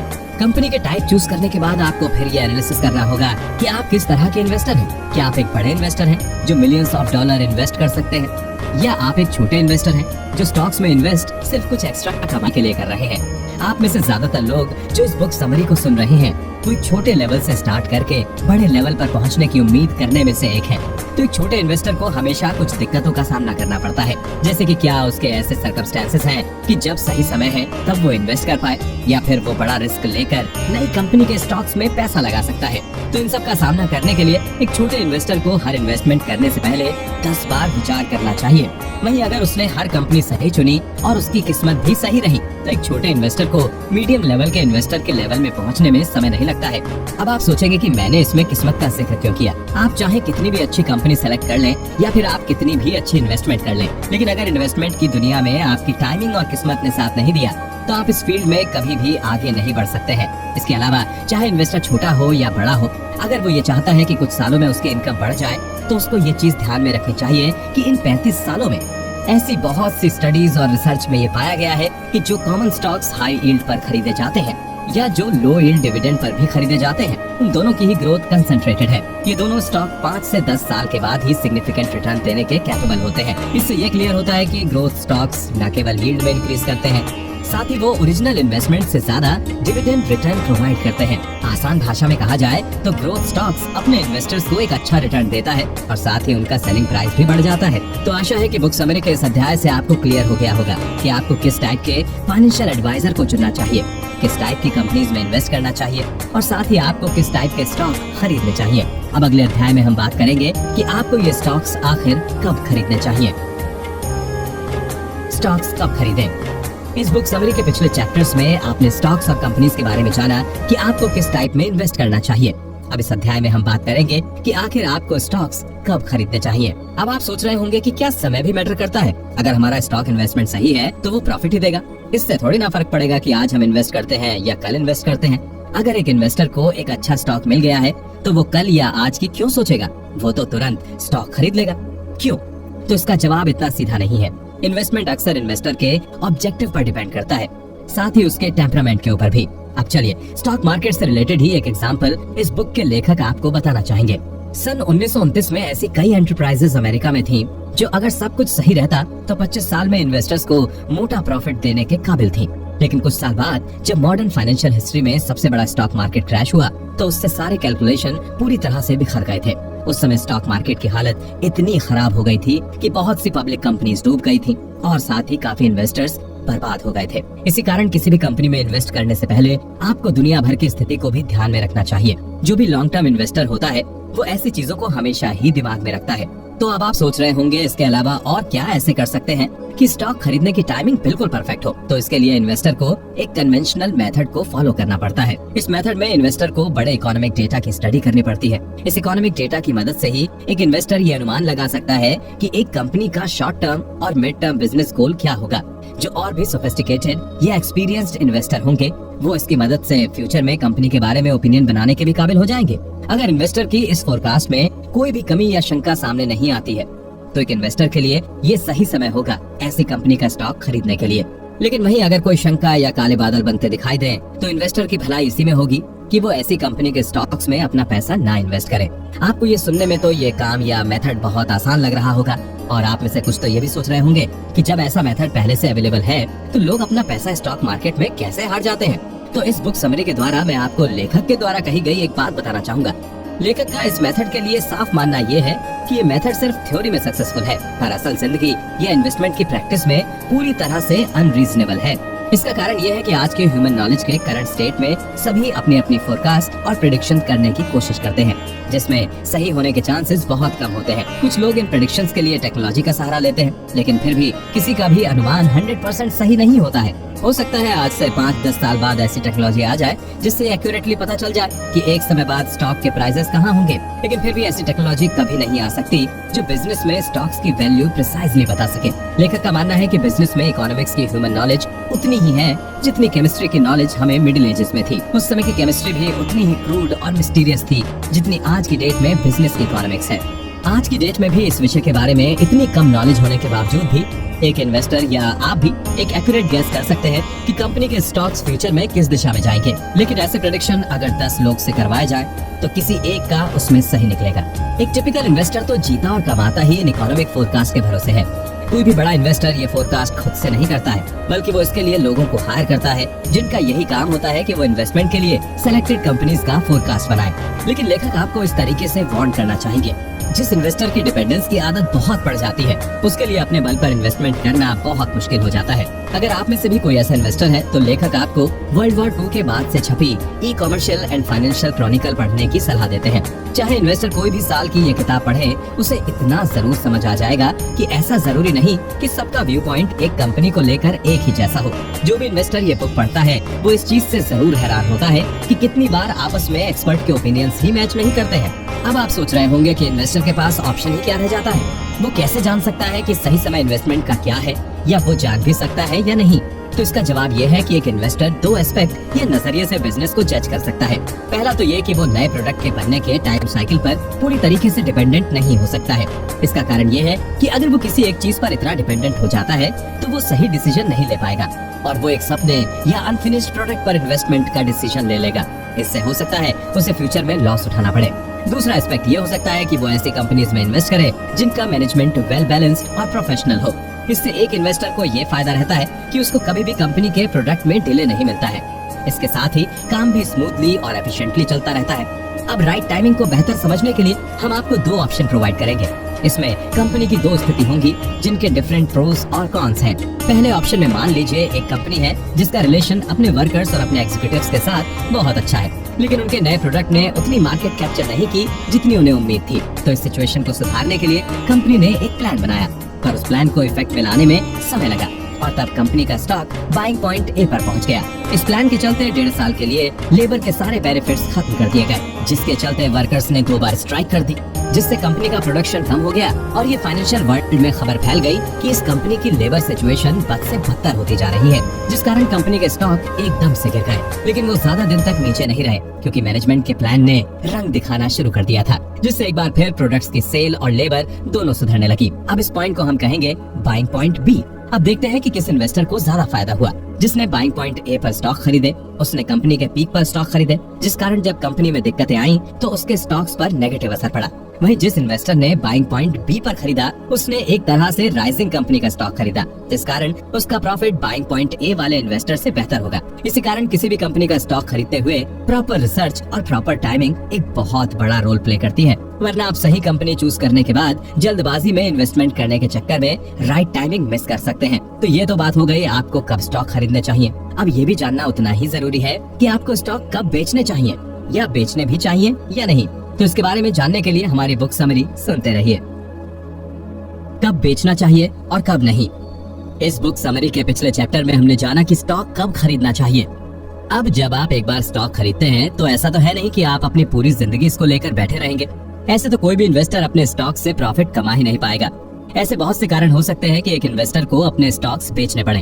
हो सकता है उसको नया घर खरीदना हो, या ये भी हो सकता है कि उसे अपने बच्चों के बिजनेस में इन्वेस्ट करना हो।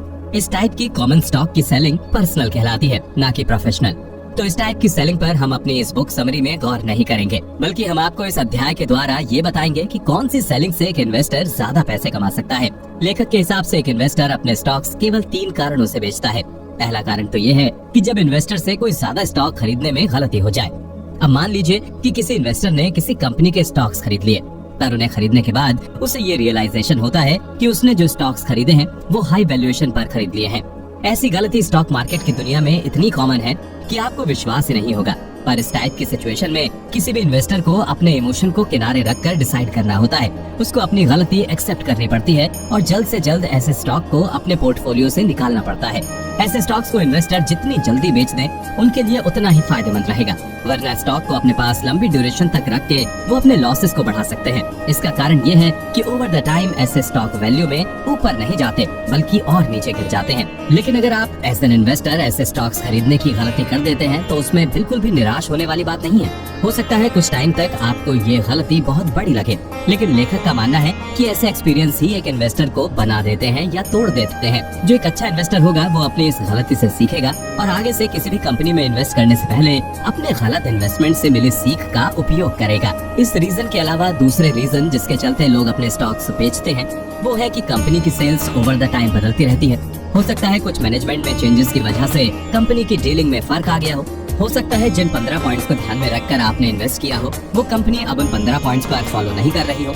जब कोई भी कंपनी इस तरह से डिटोरिएट हो रही हो तो उसके ज्यादा नहीं बस 1-2 कारण ही होते हैं। या तो जैसा कि लेखक ने पहले बताया कि मैनेजमेंट में कमी होगी, या फिर कंपनी जो प्रोडक्ट या सर्विस देती है उसकी अब मार्केट में डिमांड नहीं बची है। लेकिन अक्सर ये होने का कारण ये पाया गया है कि कंपनी के टॉप एग्जीक्यूटिव्स उतनी अच्छी परफॉर्मेंस नहीं दे पा रहे होते जितने उनसे पहले वाले दे रहे होते हैं। अब ये होना बिल्कुल जरूरी भी नहीं है, लेकिन कई बार ये भी हो सकता है कि कंपनी की सेल्स इतनी बढ़ गई हो कि अब कंपनी को खुद ना पता हो कि सेल्स कैसे बढ़ानी है। दोनों में से कुछ भी होने पर जो इन्वेस्टर के पास स्टॉक रखा हुआ है उसे उस कंपनी के स्टॉक्स तुरंत बेच देने चाहिए। भले ही लोग कुछ भी कहें या मार्केट में उसके डिमांड पर भी इससे कोई असर ना पड़ा हो, लेकिन एज एन इन्वेस्टर आपको इससे फर्क नहीं पड़ना चाहिए कि लोग क्या कह रहे हैं या फिर मार्केट में माहौल क्या है, बल्कि एक इन्वेस्टर को सारे सेंटिमेंट्स को साइड में रखकर हार्ड फैक्ट्स का सामना करना पड़ता है। जिस कारण जब भी किसी इन्वेस्टर को दोनों में से कोई एक स्थिति दिखती है तो वो तुरंत अपने स्टॉक्स बेच देता है।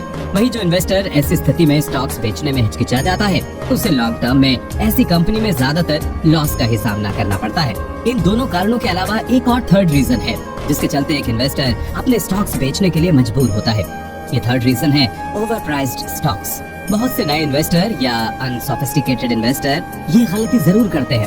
अब आप सोच रहे होंगे कि क्या गलती, ओवर प्राइस स्टॉक्स को बेचने में आखिर बुराई ही क्या है। अगर आप भी ये सोच रहे हैं तो आप दूर का नहीं सोच पा रहे हैं। मान लीजिए कोई स्टॉक आज आपके और मार्केट के अकॉर्डिंग ओवर प्राइस्ड है, इसके साथ ही वो स्टॉक आपके पास रखा हुआ है, तो आप भी जल्दबाजी में इस स्टॉक को इंस्टेंट प्रॉफिट के लिए बेच देते हैं। इससे आपको मोमेंटरीली प्रॉफिट तो मिल जाएगा, लेकिन वही मान लीजिए कि उस स्टॉक के प्राइस नीचे आए ही नहीं और बढ़ते रहे, जिससे एक तरह से देखा जाए तो आपको लॉन्ग टर्म में लॉस हो जाएगा। लेकिन अब आप ये सोच रहे होंगे कि आखिर ये पता कैसे लगाया जाए कि किसी कंपनी का स्टॉक ओवर प्राइस्ड है या नहीं। तो ये जानने के लिए आपको डिफरेंट क्राइटेरिया की ओर देखना होगा। क्या कंपनी किसी एक प्रोडक्ट के भरोसे इतना ग्रोथ दिखा रही है, या फिर नए प्रोडक्ट लॉन्चेस के कारण जेन्युइन ग्रोथ दिखा रही है। कोई भी कंपनी जो year on year growth show कर रही हो, उसके लिए ये बहुत बड़ी बात नहीं है कि वो एक डिकेड के बाद अपनी वैल्यूएशन 4 टाइम्स कर दे।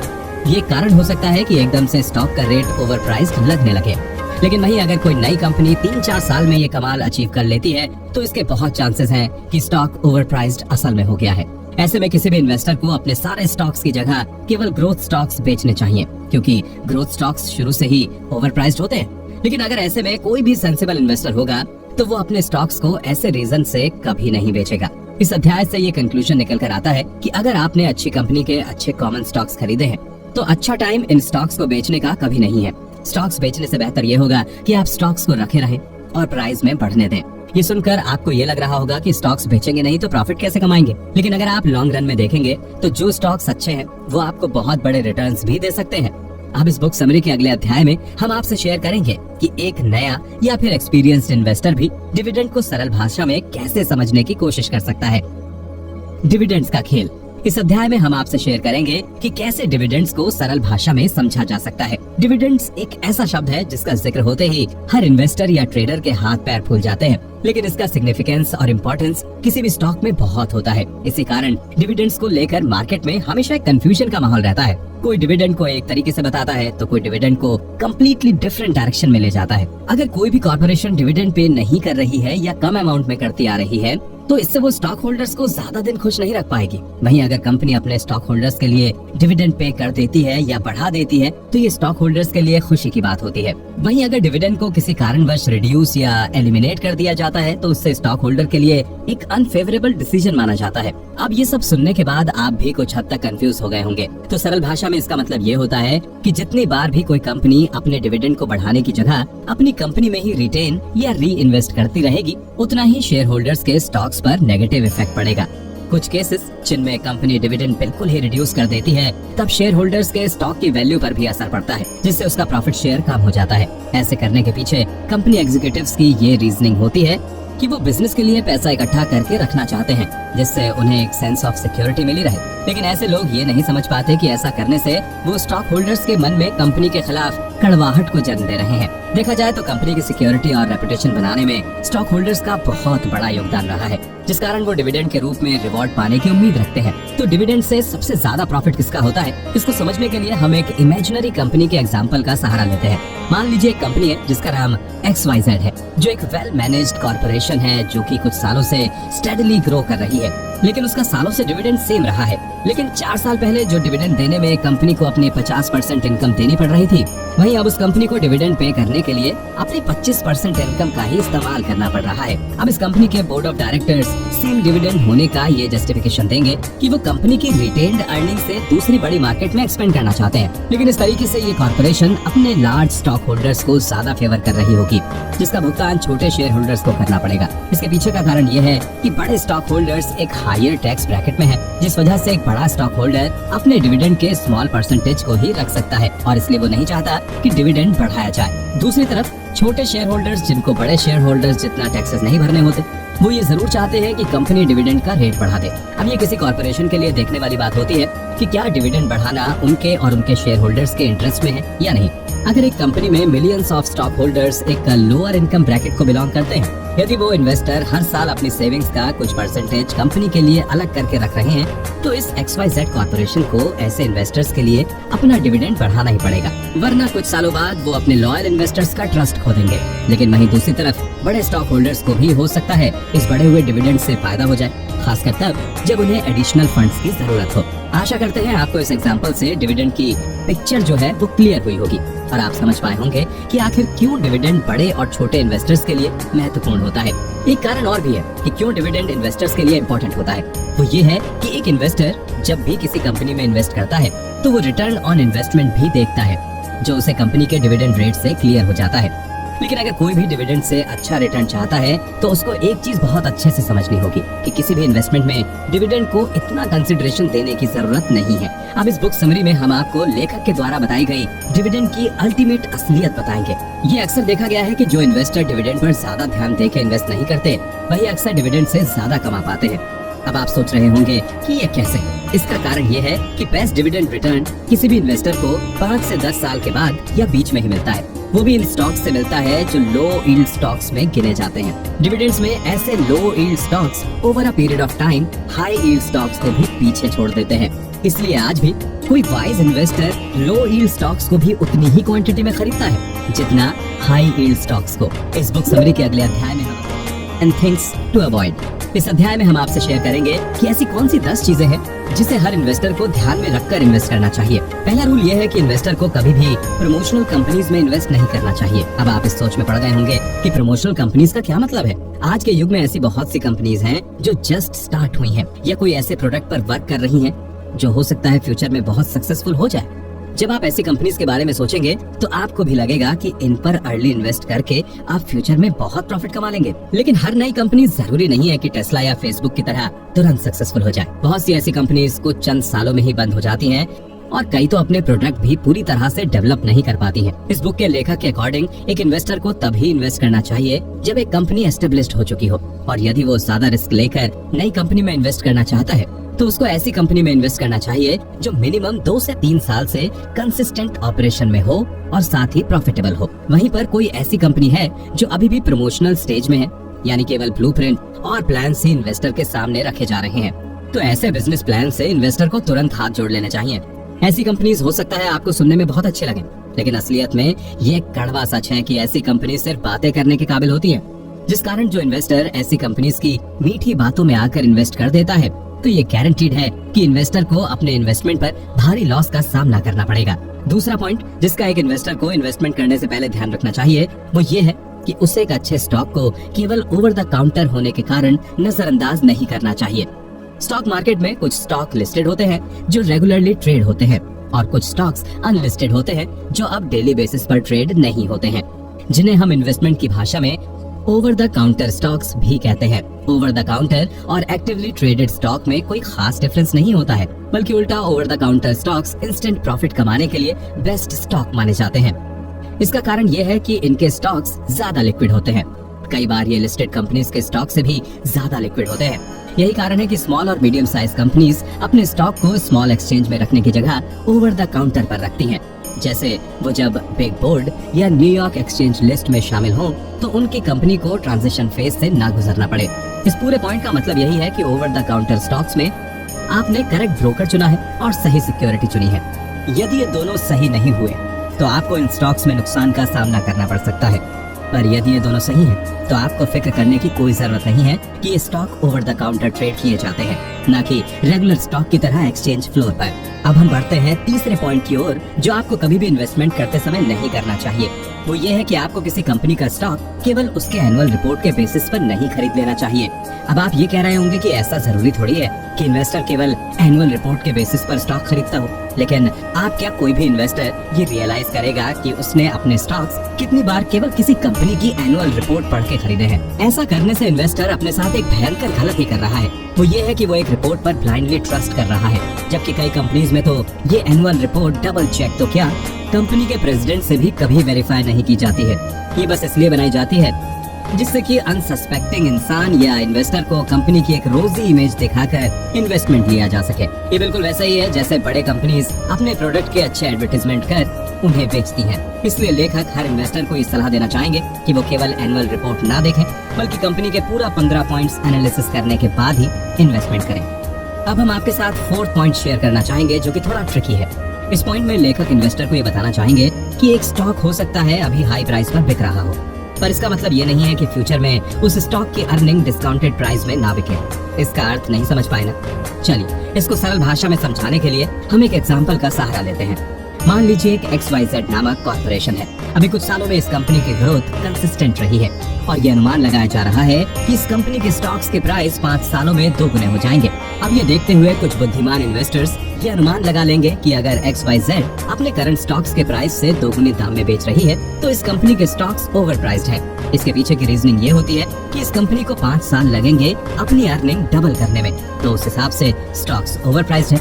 ये रीजनिंग कहीं ना कहीं सही भी है, लेकिन ये पूरी तरीके से गलत तब हो जाती है जब एक इन्वेस्टर इस चीज को समझ पाता है कि 5 साल बाद उस कंपनी के product same price earning ratio पर नहीं बिक रहे होंगे। ये अक्सर देखा गया है कि जो इन्वेस्टर ऐसे स्टॉक्स पहले खरीद लेता है उसको फ्यूचर में चलकर प्रॉफिट होता ही होता है, लेकिन वहीं कोई दूसरी XYZ जैसी ही कंपनी अपने स्टॉक्स अभी डिस्काउंटेड प्राइस में बेच रही है और साथ ही अपने प्रोडक्ट लाइन को एक्सपेंड करने में बिजी है। ऐसे में इसके बहुत चांसेस हैं जब उस कंपनी को और लिक्विड फंड्स की जरूरत होगी तो वो अपने स्टॉक्स को और डिस्काउंटेड प्राइस में बेचने को तैयार हो जाएगी। ऐसी कंपनीज न्यू इन्वेस्टर्स को बहुत अच्छी लगती है, पर एक वाइज इन्वेस्टर जानता है कि ऐसी कंपनीज बिल्कुल भी अपने इन्वेस्टर्स की केयर नहीं करती हैं। इस पॉइंट के एंड के साथ हम पढ़ते हैं अपने 5वें पॉइंट के ऊपर। वो ये है कि एक इन्वेस्टर को कभी 4 आने और 8 आने के लिए एक ब्राइट फ्यूचर वाले स्टॉक को लात नहीं मारनी चाहिए। इसको समझाने के लिए लेखक ने एक रियल लाइफ इंसिडेंट शेयर किया है। लेखक के एक दोस्त ने एक स्टॉक को केवल इसलिए ठुकरा दिया था क्योंकि वो उस स्टॉक को $35 में खरीदना चाहते थे और वो स्टॉक उस समय 35 और $25 पर बिक रहा था।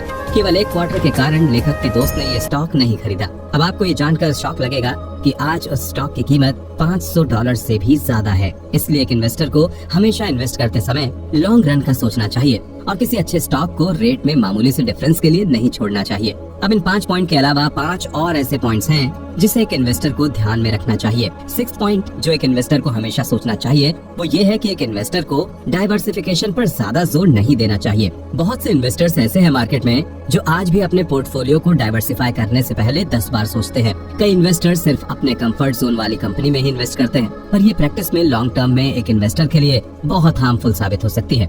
अगर एक इन्वेस्टर अपनी सारी इन्वेस्टमेंट एक ही जैसी कंपनी में करता है और किसी कारणवश वो सेक्टर एफिलिएट हो जाए तो उस इन्वेस्टर के पास कोई बैकअप प्लान नहीं बचेगा। इसी कारण स्टॉक मार्केट में जनरली हर इन्वेस्टर अपने पोर्टफोलियो को ज्यादा से ज्यादा डाइवर्सिफाई करने की कोशिश करता है, लेकिन इसका एक दूसरा पहलू भी है। आमतौर पर जो इन्वेस्टर अपना पोर्टफोलियो ज्यादा डाइवर्सिफाई करता है उसे एक अच्छा इन्वेस्टर नहीं माना जाता है। ये इसलिए होता है क्योंकि इस टाइप के इन्वेस्टर अपनी इन्वेस्टेड कंपनीज पर ज्यादा नजर नहीं रख पाते हैं, जिससे उसकी डाइवर्सिफिकेशन स्ट्रेटजी उसी पर भारी पड़ जाती है। पूरे में इस पॉइंट का मतलब ये है कि एक इन्वेस्टर को अपना पोर्टफोलियो डाइवर्सिफाई करना चाहिए, लेकिन एक लिमिट सेट करके, तभी वो अपने डाइवर्सिफाइड पोर्टफोलियो में अच्छे से प्रॉफिट कमा पाएगा। अब हम आपसे 7 पॉइंट शेयर करते हैं। 7 पॉइंट आज की स्थिति को देखते हुए आपके और किसी भी इन्वेस्टर के लिए काफी रिलेटेबल होगा। वो ये है कि एक इन्वेस्टर को वॉर के डर की वजह से स्टॉक्स खरीदने से डरना नहीं चाहिए। इसका कारण ये है कि कॉमन स्टॉक्स उन्हीं के लिए सबसे ज्यादा इंटरेस्ट का होता है जिनकी इमेजिनेशन अच्छी होती है, और आम व्यक्ति की इमेजिनेशन मॉडर्न वॉर का नाम सुनकर सबसे ज्यादा ट्रिगर होती है। वॉर का नाम सुनते ही व्यक्ति घबरा या डर जाता है। वो अपने और अपनी परिवार की सेफ्टी के बारे में सोचकर इतना घबरा जाता है कि वो इकोनॉमिकल फैक्टर को भी ठीक से जज नहीं कर पाता है। हर वॉर में स्टॉक मार्केट में एक ही चीज होती है, सारे स्टॉक्स के दाम एकदम से गिर जाते हैं और पूरी स्टॉक मार्केट क्रैश हो जाती है।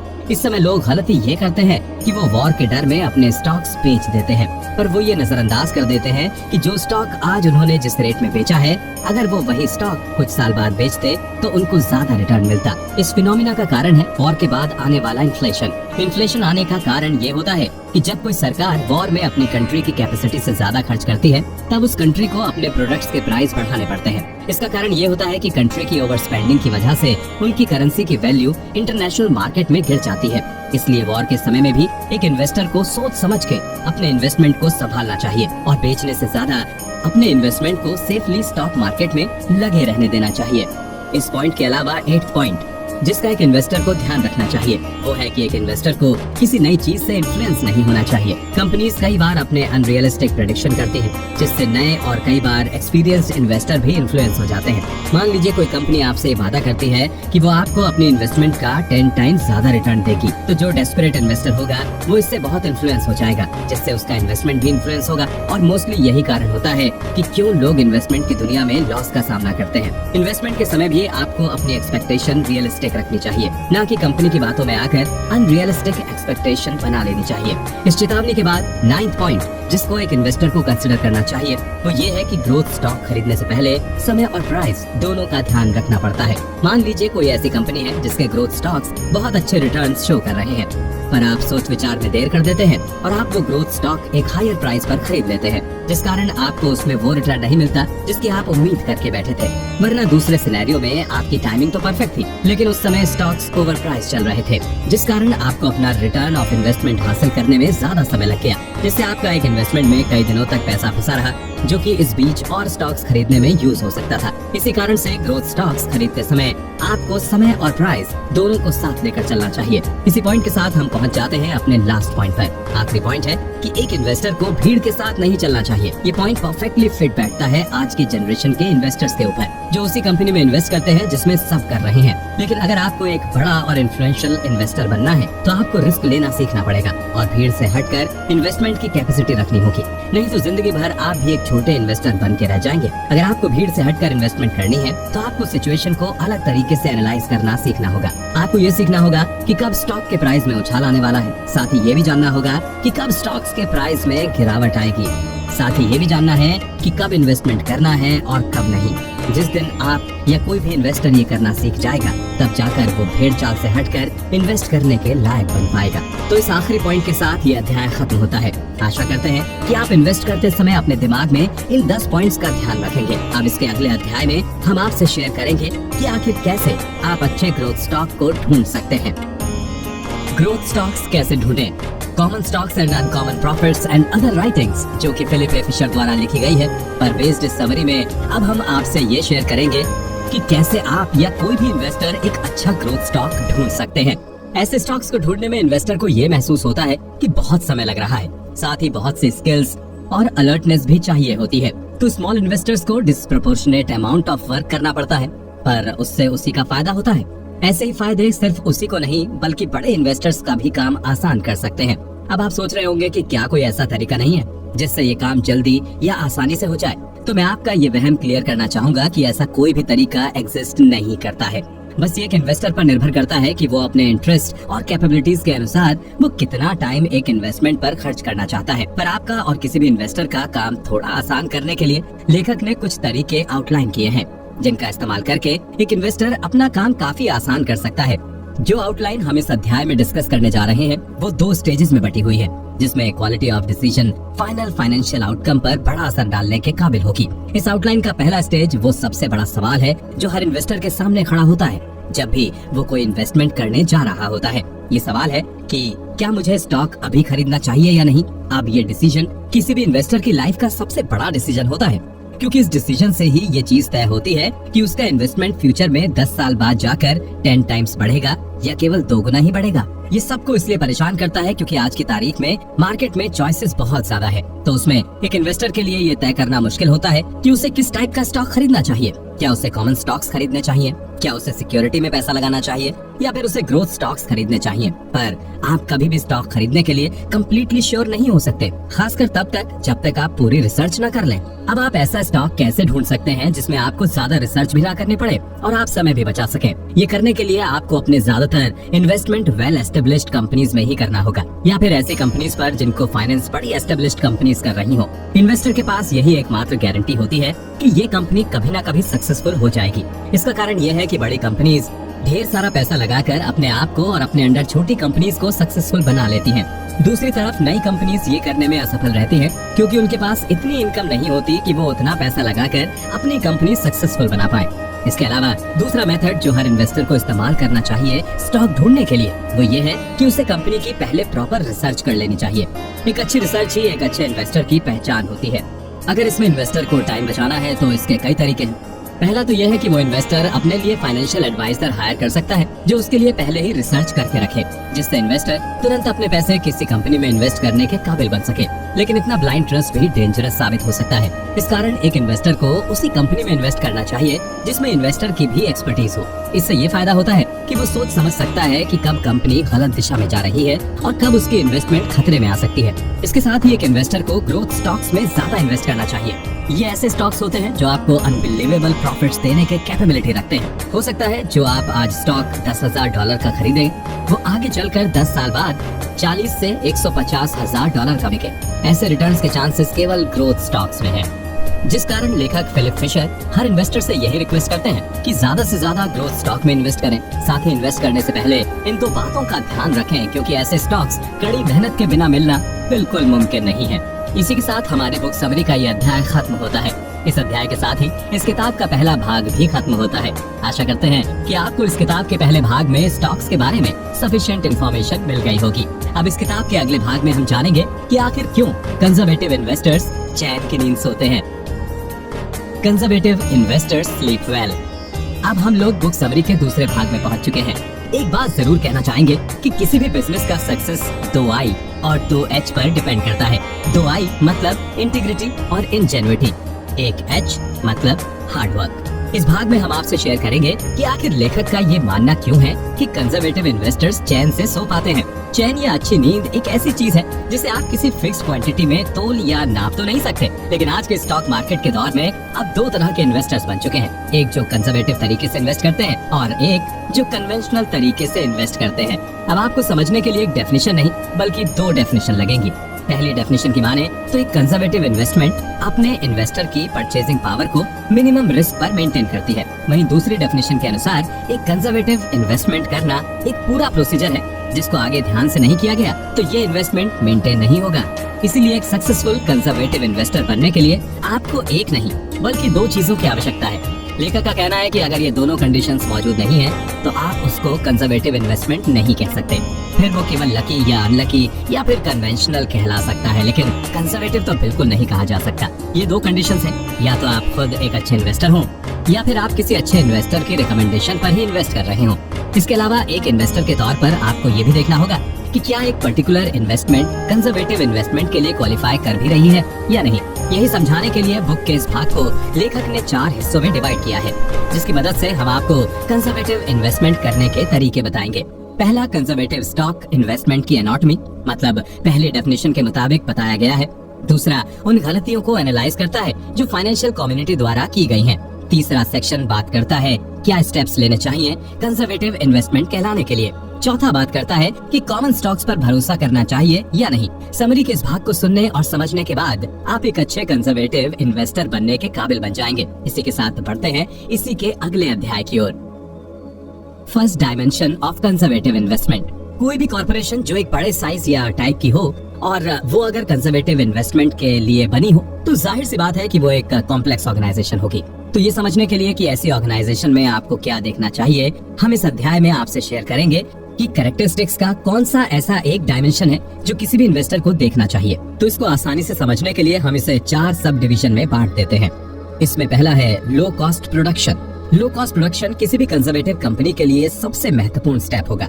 अगर प्रोडक्शन कॉस्ट किसी भी कंपनी की हाई है तो ये तय है कि उनके प्रोडक्ट्स में मार्जिन कम होगा, जिस कारण उनका प्रॉफिट कम होगा। वहीं अगर उनकी प्रोडक्शन कॉस्ट लो है तो नेचुरली ऐसी कंपनी का प्रॉफिट मार्जिन ज्यादा होगा, जिससे ऐसी कंपनी खुद भी इतनी फंडिंग इकट्ठा कर सकती है कि वो अपनी कंपनी को तेजी से एक्सपेंड कर सकते हैं। इसी कारण से कंजर्वेटिव इन्वेस्टर हमेशा ऐसी कंपनी की तलाश में रहता है जिसका प्रोडक्शन कॉस्ट लो हो और प्रॉफिट मार्जिन ज्यादा हो, ताकि कंपनी को कभी भी फंडिंग की दिक्कत ना हो और ना ही वो बैंक से लोन लेकर भारी इंटरेस्ट के माया जाल में फंसे। इस पॉइंट के अलावा दूसरे पॉइंट में किसी भी कंजर्वेटिव कंपनी की मार्केटिंग ऑर्गेनाइजेशन स्ट्रांग होनी चाहिए। इसका सीधा मतलब ये है कि किसी भी कंपनी की मार्केटिंग टीम को ये पता होना चाहिए कि उनके कस्टमर्स और पब्लिक की क्या डिमांड और इंटरेस्ट है, जिसको देखते हुए कंपनी को अपने प्रोडक्ट डिजाइन और सप्लाई करने चाहिए। जैसे जब पेट्रोल के प्राइसेस बढ़ने लगे तो लोग इकोनॉमिकल गाड़ी की तरफ भागने लगते हैं, जिस कारण कार मैन्युफैक्चरर्स पावरफुल गाड़ी बनाने की जगह इकोनॉमिकल गाड़ी बनाने पर फोकस करने लगते हैं। लेकिन सिर्फ पब्लिक की डिमांड समझना ही काफी नहीं होता। कंपनी की मार्केटिंग टीम को अपनी बात पब्लिक तक पहुंचाने के लिए हर ट्रिक का इस्तेमाल करना पड़ता है, वरना अगर आप अच्छा प्रोडक्ट ले भी आए और प्रॉपर मार्केटिंग ना हो तो आपका प्रोडक्ट कभी ज्यादा क्वांटिटी में बिक ही नहीं पाएगा। इसलिए एक अच्छी मार्केटिंग टीम होना बहुत जरूरी है, जो आपकी कंपनी के प्रोडक्ट के साथ मैनेजमेंट के साथ जुड़कर सप्लाई एंड डिमांड चेन भी मेंटेन रखे। तीसरा पॉइंट जो एक कंजर्वेटिव कंपनी का पार्ट होना चाहिए वो ये है कि ऐसी कंपनी की रिसर्च और टेक्निकल एफर्ट्स शानदार होनी चाहिए। पहले की बात और थी, जब कोई कंपनी अगर टेक्निकली अच्छी ना भी हो तो भी कंपनी चलती रहती थी। लेकिन आज के युग में जब सब कुछ इतना टेक्नोलॉजी ड्रिवन हो गया है, वहाँ किसी भी कंपनी का R&D department best in class होना चाहिए। आजकल हर चीज और हर इंडस्ट्री टेक्नोलॉजी पर डिपेंड करती है। स्टाफ हायरिंग से लेकर प्रोडक्ट डिजाइनिंग सब टेक्नोलॉजी द्वारा ही किया जाता है। इसी के साथ न्यू प्रोडक्ट की रिसर्च भी बहुत जरूरी है। जिस तरीके से रोज नई कंपनीज न्यू प्रोडक्ट ला रही हैं, तो उसी तरह कंजर्वेटिव कंपनीज को भी न्यू प्रोडक्ट डिजाइन करके मार्केट में लॉन्च करना पड़ता है। इसका ये कारण भी है कि कंपनी आज के युग में तभी रिलेवेंट रहती है जब वो लगातार मार्केट में कुछ नए प्रोडक्ट्स लॉन्च करती रहे। तो लगातार प्रोडक्ट डिजाइन और लॉन्च करना कंपनी को महंगा पड़ता है, जिसकी वो कॉस्ट टेक्नोलॉजी द्वारा रिकवर कर सकते हैं। वो ह्यूमन स्टाफ को हटाकर उनकी जगह टेक्नोलॉजी का इस्तेमाल करके काम में ऑटोमेशन ला सकते हैं। इस पॉइंट के बाद हम आपसे आखिरी और सबसे जरूरी पॉइंट शेयर करने जा रहे हैं, जो हर एक कंजर्वेटिव कंपनी के लिए जरूरी होता है, और वो है फाइनेंशियल स्किल्स। फाइनेंशियल स्किल्स हर चीज में काम आती हैं, चाहे वो प्रोडक्शन हो, चाहे वो रिसर्च हो, चाहे मार्केटिंग हो। अगर कंपनी के मैनेजमेंट की फाइनेंशियल स्किल्स अच्छी नहीं है तो पूरी कंपनी बिखर जाएगी और डूब जाएगी। वहीं अगर कंपनी की मैनेजमेंट को ये क्लियरली पता है कि वो पर प्रोडक्ट सारी ओवरहेड कॉस्ट यानी लेबर, बिजली और किराया निकालने के बाद कितना प्रॉफिट कमाते हैं, तो ऐसी कंपनीज अपने डिसीजन समझदारी से ले पाती हैं। इससे उनकी बजटिंग और अकाउंटिंग भी बहुत एक्यूरेट होती है, जिससे अगर मार्केट में हल्की से भी कम डिमांड या सप्लाई में डिफरेंस फील होता है तो उसी समय ऐसी कंपनी एक प्लान बना लेती है, जिससे उन्हें लॉस का सामना ना करना पड़े। इन 4 पॉइंट और फर्स्ट डायमेंशन के अलावा भी एक और चीज है जो कंजर्वेटिव कंपनी का भविष्य तय करती है। ये दूसरी चीज है लोग। इसके बारे में हम आपको ब्रीफ में अगले अध्याय में बताएंगे। The second dimension. इस अध्याय में हम जानेंगे कि पीपल फैक्टर क्यों इम्पोर्टेंट है और ऐसे कौन से 3 एलिमेंट हैं जो एक कंपनी को लॉन्ग टर्म इन्वेस्टमेंट के लिए अच्छा बनाती हैं। पीपल फैक्टर किसी भी कंपनी के लिए बहुत इंपॉर्टेंट होती है। अगर किसी कंपनी की इमेज पब्लिक के दिमाग में अच्छी नहीं है तो नेचुरल सी बात है उस कंपनी के प्रोडक्ट अच्छे होने के बाद भी नहीं बिक पाएंगे। इसका कारण यह है कि लोगों का कंपनी और उसके मैनेजमेंट के बारे में क्या सोच है, ये बहुत मैटर करता है। साथ ही अगर किसी कंपनी के मैनेजमेंट में किसी के ऊपर कोई आरोप लगा है तो उससे भी ब्रांड की इमेज खराब हो जाती है। अब मान लीजिए कोई एक कंपनी है जिसके प्रोडक्ट बच्चे बहुत पसंद करते हैं, लेकिन उसी समय खबर में आता है कि कंपनी के CEO के ऊपर बच्चों के साथ मोलेस्टेशन का आरोप है, तो ऐसे में कंपनी के स्टॉक्स भयंकर तरीके से गिर जाएंगे। इन सब को संभालने के लिए ही कंजर्वेटिव कंपनीज ने 3 एलिमेंट्स बनाए हैं जो अब हम आपके साथ शेयर करेंगे। पहला एलिमेंट ये है कि एक कंपनी को ये मानकर चलना चाहिए कि जिस दुनिया में वो काम कर रहे हैं वो लगातार तेजी से बदल रही है।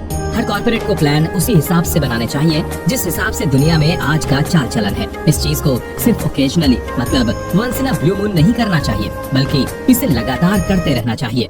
साथ ही इस मेथड का रेस्पॉन्स पब्लिक में एग्जामिन भी करना चाहिए। साथ ही कंपनी को नए तरीके अपनाने में हिचकिचाना नहीं चाहिए। अगर कंपनीज फंडिंग में नए तरीके का इन्वेंट करने की कोशिश ना करती तो हो सकता है आज कोई स्विस बैंक को जानता भी ना।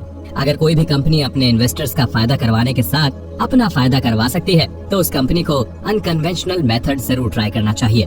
इस एलिमेंट के बाद दूसरा एलिमेंट ये है कि कंपनी को लगातार ये एफर्ट करते रहना चाहिए कि उनके एम्प्लॉयज को कंपनी में काम करके अच्छा फील हो। हम आजकल एक ऐसी दुनिया में जी रहे हैं जहां लोग लगातार पूरे हफ्ते, पूरे साल अपनी सैलरी पाने के लिए जी तोड़ काम करते हैं। वहीं जब मैनेजमेंट अपने इन्हीं हार्ड वर्किंग एम्प्लॉयज के साथ अच्छा व्यवहार नहीं करता है तो ये खराब वर्किंग एनवायरनमेंट को जन्म देता है, जिसके बहुत से साइड इफेक्ट्स होते हैं, जिसका अंजाम कंपनी को भुगतना पड़ता है। वहीं अगर कंपनी का मैनेजमेंट अच्छा है तो वहाँ के एम्प्लॉयज को अंदर से ही फील आता है कि वो रिस्पेक्टेड है, जिस कारण वो कई बार कम पे के बावजूद कंपनी से जुड़े रहते हैं। इसका सिंपल कारण ये है कि वो कंपनी से कनेक्टेड फील करते हैं और ये दिल से मानते हैं कि कंपनी उनका साथ कभी नहीं छोड़ेगी। इसलिए लॉन्ग रनिंग कंपनीज को अपने एम्प्लॉयज का हमेशा ध्यान रखना चाहिए। एक कंपनी कितने अच्छे से अपने एम्प्लॉयज को रखती है उसी से पता चल जाता है कि वो कंपनी कितने अच्छे से अपने इन्वेस्टर्स का ध्यान रखेगी। इस सेकंड एलिमेंट के अलावा फाइनल एलिमेंट जिसका एक कंपनी को ख्याल रखना चाहिए वो ये है कि कंपनी की ग्रोथ के लिए मैनेजमेंट को अपने आप को पूरी तरह से समर्पित होने के लिए तैयार होना होगा। हमने इस समरी की शुरुआत से लेकर अब तक एक ही बात आपसे कही है कि आज की बदलती दुनिया में कंपनी को भी लगातार बदलना पड़ेगा। या तो उनको बेहतर बनना पड़ेगा जिससे वो इम्प्रूव हो, या तो उन्हें खराब बनना पड़ेगा जिससे वो और बदतर हो। इसके पीछे का कारण ये है कि इन्वेस्टमेंट व्यक्ति तभी करता है जब कंपनी कुछ नया कर रही हो, तब नहीं करता जब वो स्थिर हो। साथ ही इन्वेस्टमेंट का असली मकसद प्रॉफिट कमाना है और लॉस को जितना हो सके कम करना है। इसके साथ कुछ कंपनीज के मैनेजमेंट लेवल के लोगों का कहना होता है कि उनकी कंपनी ग्रोथ ओरिएंटेड कंपनी है, लेकिन जो कंपनीज ऐसा क्लेम करती हैं कि वो ग्रोथ ओरिएंटेड है वो असल में इतनी ओरिएंटेड होती भी नहीं है। ऐसी कंपनीज को बस शौक होता है हर साल एनुअल रिपोर्ट पर कंसिस्टेंट प्रॉफिट दिखाने का, लेकिन एक असली ग्रोथ कंपनी वही होती है जो कभी कंसिस्टेंट नहीं होती है। हो सकता है कभी उस कंपनी को बहुत से ज्यादा प्रॉफिट हो गया हो, या फिर कभी हो सकता है उस कंपनी को लॉस का सामना भी करना पड़े, जिसको एक अच्छा मैनेजमेंट ही ठीक से संभाल सकता है। एक अच्छा मैनेजमेंट वही होता है जो समय के साथ अडेप्ट और इम्प्रोवाइज कर लेता है। एक कंजर्वेटिव इन्वेस्टर को भी ऐसी ही कंपनी ढूंढनी चाहिए जिसका मैनेजमेंट डिसिप्लिन्ड हो और साथ ही इतनी हिम्मत भी रखे कि बस हवा में बात ना करे, बल्कि वक्त आने पर काम को एग्जीक्यूट करके दिखाए। तो ये थे 3 एलिमेंट जिससे एक कंपनी अपनी इमेज पब्लिक और इन्वेस्टर की आंखों में बना या बिगाड़ सकती है। अगर कोई भी कंपनी इन तीनों पॉइंट्स में अव्वल है तो किसी भी कंजर्वेटिव इन्वेस्टर को ऐसी कंपनी में इन्वेस्ट करने से डरना नहीं चाहिए। इस समरी के अगले अध्याय में हम कंजर्वेटिव इन्वेस्टमेंट का 3rd डायमेंशन डिस्कस करेंगे, जिसमें हम आपको ये बताएंगे कि कुछ बिजनेसेस के इन्वेस्टमेंट कैरेक्टरिस्टिक्स क्या होते हैं। The 3rd dimension. इस अध्याय में अब हम आपको कंजर्वेटिव इन्वेस्टमेंट के 3rd डायमेंशन के बारे में बताने जा रहे हैं। 3rd डायमेंशन हम इसलिए इस्तेमाल करते हैं जिससे हम एक कंपनी के कैरेक्टरिस्टिक्स को समझ पाएं, जिसका इस्तेमाल करके एक इन्वेस्टर ये पता कर पाए कि कंपनी माइल्डली प्रॉफिटेबल होगी या अच्छे तरीके से प्रॉफिटेबल होगी। अब आपके मन में नेचुरली ये सवाल उठ रहे होंगे कि ऐसे कौन से सीक्रेट हैं जिसका इस्तेमाल करके एक कंजर्वेटिव इन्वेस्टर कंपनी के कैरेक्टरिस्टिक्स पता लगा सकता है। पर ये पॉइंट आउट करना भी जरूरी है, आखिर क्यों एवरेज प्रॉफिटेबिलिटी भी एक इन्वेस्टर के लिए जरूरी होती है। न केवल ये एक इन्वेस्टर को प्रोटेक्ट करती है, साथ ही ये भी जरूरी होता है कि वो अपने इन्वेस्टमेंट को इन एवरेज प्रॉफिट से प्रोटेक्ट कर सकती है। अब किसी भी कंपनी की ग्रोथ के लिए सबसे वाइटल चीज आज भी पैसा ही है। प्रोडक्शन, मार्केटिंग और रिसर्च करने में पैसे एक मेजर रोल प्ले करता है। उसके साथ ही अगर कंपनी ने फैक्ट्री, स्टोर या कोई इक्विपमेंट खरीद लिए तो उसमें कंपनी का कैपिटल इन्वेस्टमेंट और बढ़ जाता है। वहीं दूसरी तरफ जैसे जैसे बिजनेस बड़ा होता जाता है वैसे वैसे कंपनी को ज्यादा स्टॉक्स या इन्वेंट्री भी मेंटेन करनी पड़ती है, जिससे वो अपने पाइपलाइन में पड़े ऑर्डर्स को पूरा कर सकें। जब एक कॉर्पोरेशन ये सब कर लेती है तब भी बहुत कम कॉर्पोरेशन ऐसी होती हैं जो अपनी सारी डीलिंग कैश में तुरंत करें, जिस कारण उन पर कई बार ब्याज भी चढ़ जाता है, जिससे उन्हें फाइनेंशियल ड्रेन का भी सामना करना पड़ता है। इन्हीं सब कारणों से किसी भी कंजर्वेटिव बिजनेस में प्रॉफिटेबिलिटी बहुत मायने रखती है। इसके साथ जब मार्केट में इन्फ्लेशन आ जाता है तो प्रॉफिटेबिलिटी और भी जरूरी हो जाती है। ऐसा क्यों? ऐसा इसलिए क्योंकि जब मार्केट में इन्फ्लेशन आता है तो प्रोडक्ट में इस्तेमाल किए जाने वाले रॉ प्रोडक्ट्स का प्राइस बढ़ जाता है, जिस कारण कंपनी को अपने प्रोडक्ट का सेलिंग प्राइस बढ़ाना पड़ता है। अगर ये प्रोडक्ट हाई मार्जिन बेस्ड है तो कंपनी की प्रॉफिटेबिलिटी पर खास असर नहीं पड़ेगा, लेकिन अगर वहीं ये लो मार्जिन प्रोडक्ट है तो कंपनी की प्रॉफिटेबिलिटी पर मेजर असर पड़ता है। साथ ही जब कंपटीशन वैसा ही प्रोडक्ट उनसे कम दाम में बेच पा रहा हो। अब आपके मन में ये सवाल आ रहा होगा कि किसी कंपनी की प्रॉफिटेबिलिटी हम कैसे पहचान सकते हैं?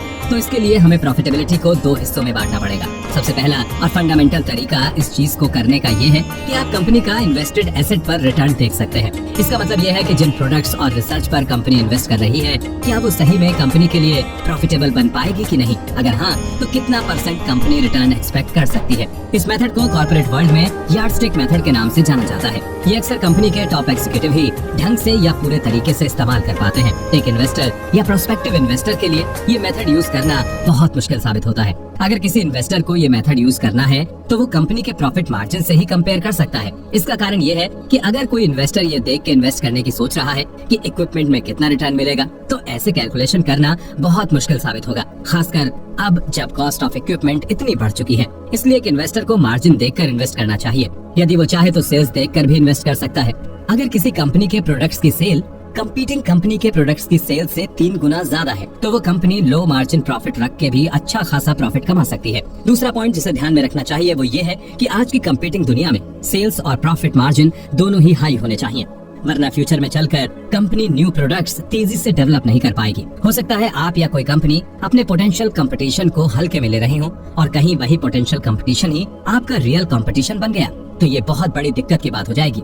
साथ ही उस कंपटीशन के लिए आपके बनाए हुए कस्टमर बेस को लुभाना भी आसान होगा। अब आप सोचेंगे कि कंपटीशन इतनी मेहनत क्यों करेगा, तो उसका कारण ये है कि अगर किसी भी बिजनेस में हाई प्रॉफिट मार्जिन है तो उसकी तरफ और भी कंपनीज और बिजनेसेस अट्रैक्ट होंगे। बिल्कुल वैसे ही जैसे खुले शहद के भरने को देखकर चींटियां आकर्षित होती हैं। तो अब अगर आपको अपनी कंपनी को सबसे टॉप पर रखना है तो उसके लिए आपके पास 2 ही तरीके बचते हैं। पहला, या तो आप मार्केट में अपनी मोनोपोली क्रिएट कर दें जिससे कोई और वो प्रोडक्ट बेच ना सके, पर ऐसा करना गैर कानूनी है। दूसरा ऑप्शन आपके पास ये बचता है कि आप इतनी तेजी से और एफिशिएंटली काम करें कि आपके पोटेंशियल कंपटीशन आपके आसपास पहुंच ही ना पाए। तो अब अगर हम इस पूरे अध्याय का निचोड़ निकालते हैं तो यही सामने आता है कि थर्ड डायमेंशन में न केवल लोग और मैनेजमेंट जरूरी है, बल्कि कंपनी अपने आप को किस दिशा में ले जाना चाहती है ये भी बहुत जरूरी है। साथ ही हर कंपनी के पास एक प्रश्न का जवाब जरूर होना चाहिए। वो प्रश्न ये है कि आपकी कंपनी कंपटीशन से बेहतर कैसे है। अगर इसका जवाब कुछ नहीं है तो कंपनी कभी भी आगे नहीं बढ़ पाएगी। हर कंपनी को ये बिल्कुल क्लियर होना चाहिए कि उनकी कंपनी कंपटीशन से अलग और बेहतर कैसे है। इसी के साथ इस समरी का ये अध्याय समाप्त होता है। अगले अध्याय में हम ये जानेंगे कि क्या क्या चीजें हमें फोर्थ डायमेंशन में देखनी पड़ती हैं। The fourth dimension.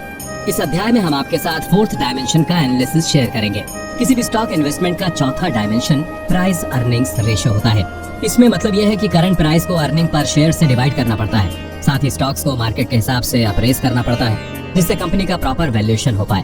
लेकिन ये समझना हर किसी इन्वेस्टर और प्रोफेशनल के बस की बात नहीं होती है। ये प्रोसेस इतना कॉम्प्लिकेटेड होता है कि बड़े से बड़े दिग्गज भी इसमें कंफ्यूज हो जाते हैं कि किसी भी स्टॉक का प्राइस ऊपर या नीचे क्यों जाता है। इसी कंफ्यूजन ने बहुत से इन्वेस्टर्स का मिलियंस और बिलियंस ऑफ डॉलर्स का लॉस हो जाता है। ये अक्सर तब होता है जब इन्वेस्टर उस प्राइस पर स्टॉक खरीद लेता है जिस पर उसे नहीं खरीदना चाहिए था, या फिर कई बार इन्वेस्टर अपने स्टॉक्स तब बेच देते हैं जब समय गलत होता है, जिस कारण भी उससे बिलियंस या मिलियंस ऑफ डॉलर्स के लॉस में चले जाते हैं। जितनी बार भी ऐसा गलत डिसीजन लिया जाता है उतनी बार लोगों के इंडिविजुअल स्टॉक्स को बड़ा झटका लगता है। इसका असर कंपनी के फाइनेंशियल एडवाइजर्स को भी झेलना पड़ता है। इसका कारण ये है कि हर कोई किसी न किसी को ब्लेम करना चाह रहा होता है, जिस कारण ये एक धारणा बन जाती है कि कॉमन स्टॉक्स लेना सूटेबल नहीं है। दूसरी तरफ कुछ ऐसे इन्वेस्टर्स भी होते हैं जो बहुत सालों तक स्टॉक्स को होल्ड करके अच्छा पैसा कमा लेते हैं। उनकी सक्सेस का कारण ये भी हो सकता है कि वो बेसिक इन्वेस्टमेंट रूल को बेहतरीन तरीके से समझते हैं, या फिर हो सकता है कि उनका लक ही अच्छा हो। इन सबको देखते हुए ये सोचने वाली बात है कि आखिर स्टॉक्स के प्राइसेस एक टाइम बाद शार्पली ऊपर क्यों उठ जाते हैं। बहुत कम लोगों ने ही इस फिनोमिना को ठीक से जानने का प्रयास किया है। फिर भी जो इसका लॉ है वो सिंपली यही कहता है कि हर कॉमन स्टॉक्स का जब प्राइस ऊपर उठता है उसका कारण यही होता है जब फाइनेंशियल कम्युनिटी अपने स्टॉक्स का अप्रेजल चेंज करती है।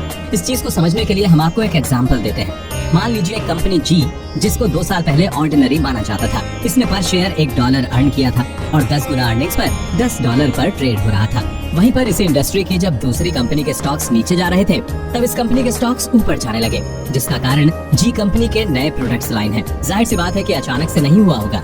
कंपनी पहले से नए प्रोडक्ट्स लॉन्च करने की तैयारी कर रही होगी, पर उसका सही अप्रेजल अब हुआ। कहने का मतलब है कि कंपनी का अप्रेजल इस पर डिपेंड करता है कि अप्रेजल करने वाले आदमी को क्या लगता है कि कंपनी में क्या हो रहा है। ये उसकी पर्सनल ओपिनियन होती है। तो कंजर्वेटिव इन्वेस्टिंग के हिसाब से सबसे कम रिस्की इन्वेस्टमेंट वो हुआ जिसमें पहले 3 डायमेंशंस अच्छे हों, पर इस समय फाइनेंशियल कम्युनिटी की नजर में उसका अप्रेजल कम हो। इस वजह से उसका प्राइस अर्निंग्स रेशियो उसके अच्छे फंडामेंटल्स के लिहाज से कम होगा। इससे जरा सा ज्यादा रिस्की इन्वेस्टमेंट वो होगा जिसका अप्रेजल हाई है और प्राइस अर्निंग्स रेशियो उसके फंडामेंटल्स के हिसाब से सही है। ये जो रिस्क का लेवल बताया गया है उसमें 2 बातें क्लियर कर देना ठीक होगा। पहला तो ये कि यहाँ प्राइस के थोड़ा बहुत ऊपर नीचे होने की बात नहीं हो रही है। यहाँ सिग्निफिकेंट प्राइस चेंज मतलब प्राइस में अचानक बड़ा चेंज की बात हो रही है। इसके अलावा आपके लिए फाइनेंशियल कम्युनिटी का भी रोल समझना बहुत जरूरी है। फाइनेंशियल कम्युनिटी का मतलब केवल इतना होता है जो एक स्टॉक को पर्टिकुलर प्राइस पर खरीदने या बेचने को तैयार हो। ये लोग वही होते हैं जिनके कारण ही स्टॉक्स का प्राइस डिक्टेट होता है। इस पॉइंट से आपको ये लग रहा होगा कि किसी स्टॉक का अप्रेजल कुछ नहीं बस फाइनेंशियल कम्युनिटी द्वारा किया गया इवैल्यूएशन है, लेकिन ये एक ओवर सिंप्लीफिकेशन है। पर असल में ये 3 अलग अप्रेजल को ब्लेंड करके निकाला जाता है। एक पॉइंट जिस पर जितना ध्यान दिया जाए कम है कि जिस इंडस्ट्री में एक कंजर्वेटिव इन्वेस्टर को इंटरेस्ट है उसके करंट फाइनेंशियल कम्युनिटी के नेचर के बारे में पता होना चाहिए। उनको और भी इंडस्ट्री पर भी नजर रखनी चाहिए और वो और अच्छे से अप्रेजल को बेहतर तरीके से समझ पाएं। इन्हीं सब पॉइंट को नजर में रखकर ही एक इन्वेस्टर मार्केट का लॉन्ग टर्म ट्रेंड समझने के काबिल बन सकता है। इसके बाद फोर्थ डायमेंशन का जो मतलब निकल रहा है कि एक किसी पर्टिकुलर स्टॉक का एक पर्टिकुलर मूवमेंट होता है जिसमें उसका फाइनेंशियल कम्युनिटी द्वारा करंट फाइनेंशियल स्टेट को देखते हुए अप्रेजल किया जाता है। वहीं अगर आपको ये तय करना है कि at the moment stock attractive है या नहीं, तो ये आपको खुद तय करना होगा कि क्या ये स्टॉक्स अनअट्रैक्टिव हैं या अप्रेजल से मैच कर रहे हैं कि नहीं।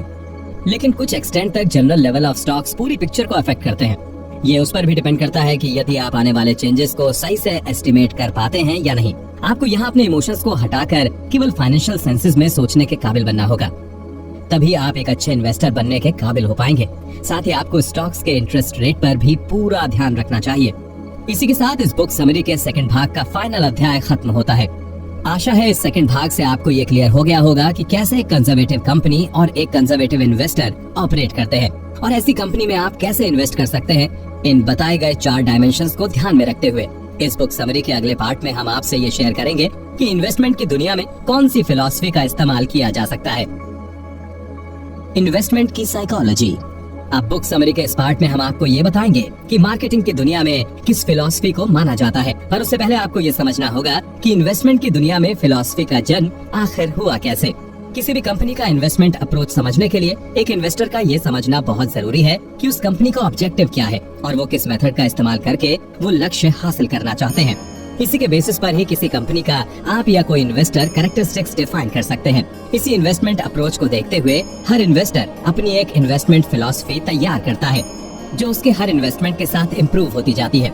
कोई भी इन्वेस्टमेंट फिलॉसफी किसी न किसी मौजूदा फिलॉसफी के बेसिस पर ही बनती है, लेकिन सबकी इन्वेस्टमेंट फिलॉसफी किसी न किसी तरीके से अलग होती है। इसके अलावा किसी भी इन्वेस्टर के लिए ये बिल्कुल भी पॉसिबल नहीं है कि वो अपने इन्वेस्टमेंट अप्रोच किसी को समझाए। इस इन्वेस्टमेंट अप्रोच को समझाने के लिए लेखक ने अपने कुछ पास्ट एक्सपीरियंस शेयर किए हैं, जिसमें उन्होंने बताया है कि वो किस फिलॉसफी का इस्तेमाल करके इन्वेस्ट करते हैं। आप या कोई भी इन्वेस्टर जो इस बुक समरी को सुन रहा है, वो चाहे तो अपनी इन्वेस्टमेंट अप्रोच में इन फिलॉसफी का इस्तेमाल कर सकता है। लेखक ने अपनी पूरी जिंदगी में अपने एक्सपीरियंसेस के बेसिस पर ही अपनी इन्वेस्टमेंट अप्रोच डिसाइड की है। पहले जब लेखक बैंक में नौकरी किया करते थे तो ऐसी बहुत सी ऐसी कंपनीज थी जो उनको अपनी तरफ अट्रैक्ट करती थी। एक कंपनी जिसने लेखक को अपनी तरफ सबसे ज्यादा अट्रैक्ट किया था वो थी एक फूड मशीनरी कंपनी। इससे लेखक ने अपनी सबसे पहली इन्वेस्टमेंट फिलॉसफी बनाई, जो ये थी कि फूड मशीनरी भी एक अच्छी इन्वेस्टमेंट अपॉर्चुनिटी है। इस कंपनी में सबसे पहले लेखक का इंटरेस्ट सन 1931 में पीक पर हुआ था। इससे कुछ साल पहले लेखक फूड कंपनीज में इन्वेस्ट करके अपने इन्वेस्टमेंट में लॉस करवा चुके थे, जिसके बाद उन्होंने तय किया था कि वो अपनी इन्वेस्टमेंट में की गई गलती फिर नहीं रिपीट करेंगे। वहीं ये कंपनी भले ही इतनी बड़ी नहीं थी, लेकिन वो अपने काम में वर्ल्ड क्लास थी, जिस कारण वो अपने एरिया में वर्ल्ड लीडर बन चुकी थी। वो अपने प्रोडक्ट को इतने लार्ज स्केल में प्रोड्यूस कर लेते थे तो वो लो कॉस्ट प्रोड्यूसर बन के एक अच्छा प्रॉफिट मार्जिन कमाने में कामयाब हो जाते थे। लेकिन इस कंपनी में लेखक ने ये नोटिस किया और सबक लिया कि किसी भी कंपनी में जितना भी अच्छा पोटेंशियल हो वो बेकार हो जाता है, खासकर तब जब किसी कंपनी में काम कर रहे लोग की क्वालिटी अच्छी ना हो। ऐसा ही कुछ इस फूड कॉर्पोरेशन में हुआ, जहां कंपनी बहुत सी नई ऊंचाइयों पर जा सकती थी, लेकिन खराब मैनेजमेंट के कारण ये पॉसिबल नहीं हो पाया था। इसका मतलब ये नहीं है कि कंपनी सक्सेसफुल नहीं थी, कंपनी बहुत सक्सेसफुल रही, लेकिन मैनेजमेंट इस कंपनी की सबसे बड़ी कमजोरी थी।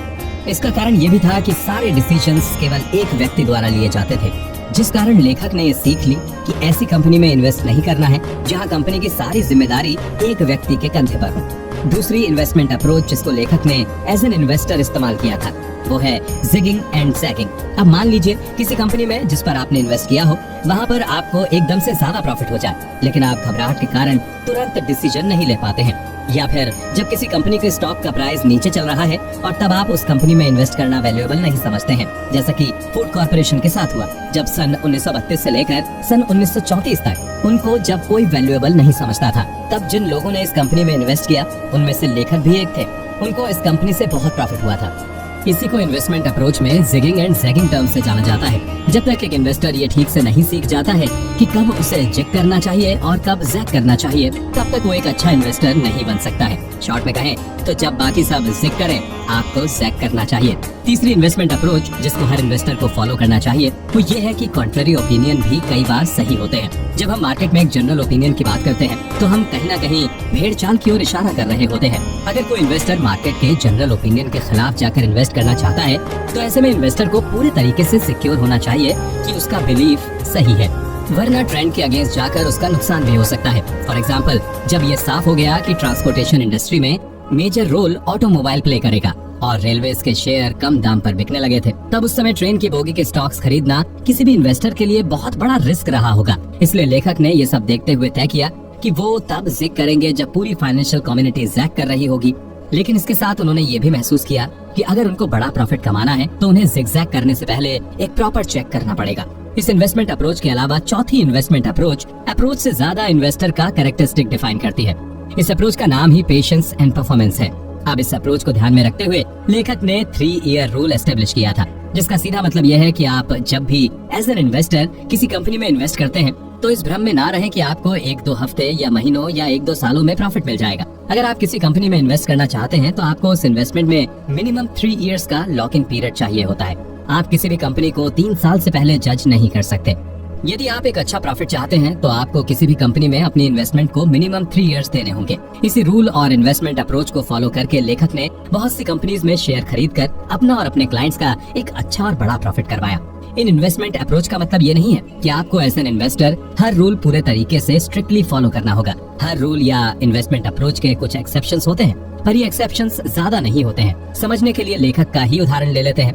उन्होंने ये बताया है कि उन्होंने भी कभी ना कभी 3 ईयर रूल तोड़ा है, जिसके पीछे की रीजनिंग बहुत सिंपल है।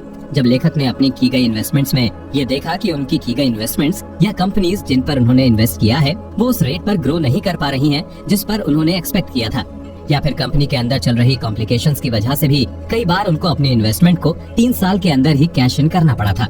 इससे ये तो आपको पूरी तरह से क्लियर हो ही गया होगा कि जो इन्वेस्टमेंट अप्रोच के लिए रूल बनाए गए हैं उनके अंदर भी एक्सेप्शन होते हैं। इसके अलावा एक इन्वेस्टमेंट अप्रोच जो हर इन्वेस्टर को ट्राई करनी चाहिए वो ये है कि उसे मार्केट टाइमिंग के साथ एक्सपेरिमेंट करते रहना चाहिए। लेखक ने भी जब सन 1930 से जब अपनी इन्वेस्टर की जर्नी शुरू की थी तब उनको भी बहुत सी चीजें ट्रायल और एरर से सीखनी पड़ी थी, जिसकी मदद से ही उनकी इन्वेस्टमेंट फिलॉसफी ने आकार लेना शुरू कर दिया था। पहले उन्होंने फूड मशीनरी में इन्वेस्ट करने के बाद ये जाना कि फूड पैकिंग इंडस्ट्री कैसे फंक्शन करती है। ये सुनकर आपको लग रहा होगा कि लेखक अपने समय का सदुपयोग कर रहे थे, लेकिन लेखक का मानना यह है कि वो अपना टाइम एक कंपनी पर लगाकर वेस्ट कर रहे थे। इसका कारण ये है कि जितना टाइम और एफर्ट लेखक ने इस काम में लगाया उतने में वो चाहते तो और चीजों के बारे में सीखकर ज्यादा प्रॉफिट कमा सकते थे। लेकिन इन सब से सबक लेकर ये क्लियर हो गया था कि वो लॉन्ग टर्म इन्वेस्टमेंट में ही बिलीव करते हैं। इसी कारण उनकी इन्वेस्टमेंट फिलॉसफी वर्ल्ड वॉर 2 के एंड तक पूरी तरीके से फॉर्मुलेट हो गई थी। वो ज्यादा प्रॉफिट कमाने में विश्वास रखते थे, जिस कारण उन्होंने लॉन्ग टर्म इन्वेस्टमेंट को ही अपनी इन्वेस्टमेंट अप्रोच बना लिया था। इसके अलावा एक और इन्वेस्टमेंट फिलॉसफी है जो हर इन्वेस्टर को और आपको भी ध्यान में रखनी चाहिए। वो ये है कि थोड़े से प्राइस डिफरेंस के लिए आपको बड़ी बिजनेस अपॉर्चुनिटीज से हाथ नहीं खोना चाहिए। इस फिलॉसफी का हम इस बुक समरी में जिक्र इसलिए कर रहे हैं क्योंकि लेखक के क्लाइंट की गलती ने लेखक के फ्यूचर क्लाइंट्स और आज के इन्वेस्टर्स के लिए बहुत बड़ा सबक छोड़ दिया था। जब लेखक ने नई फूड कॉर्पोरेशन में इन्वेस्टमेंट शुरू करवाई थी तब लेखक बहुत एक्साइटेड थे।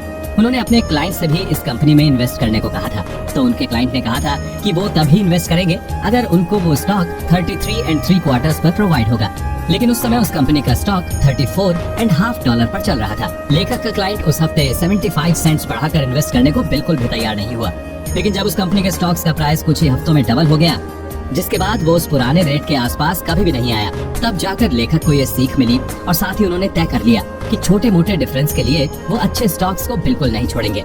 तो इसी फाइनल इन्वेस्टमेंट फिलॉसफी के साथ ये बुक समरी समाप्त होती है। आशा करते हैं कि आपको common stocks and uncommon profits and other wings के तीनों भाग पूरी तरीके से अच्छे से समझ में आ गए होंगे, जिससे कि आप इन्हें अपनी इन्वेस्टमेंट लाइफ में अच्छे से इस्तेमाल करने के काबिल बन सके। इसी के साथ मैं आपसे विदा लेता हूँ। नमस्कार। आज के पहले मार्केट को गिरते हुए देखा नहीं है क्या कभी?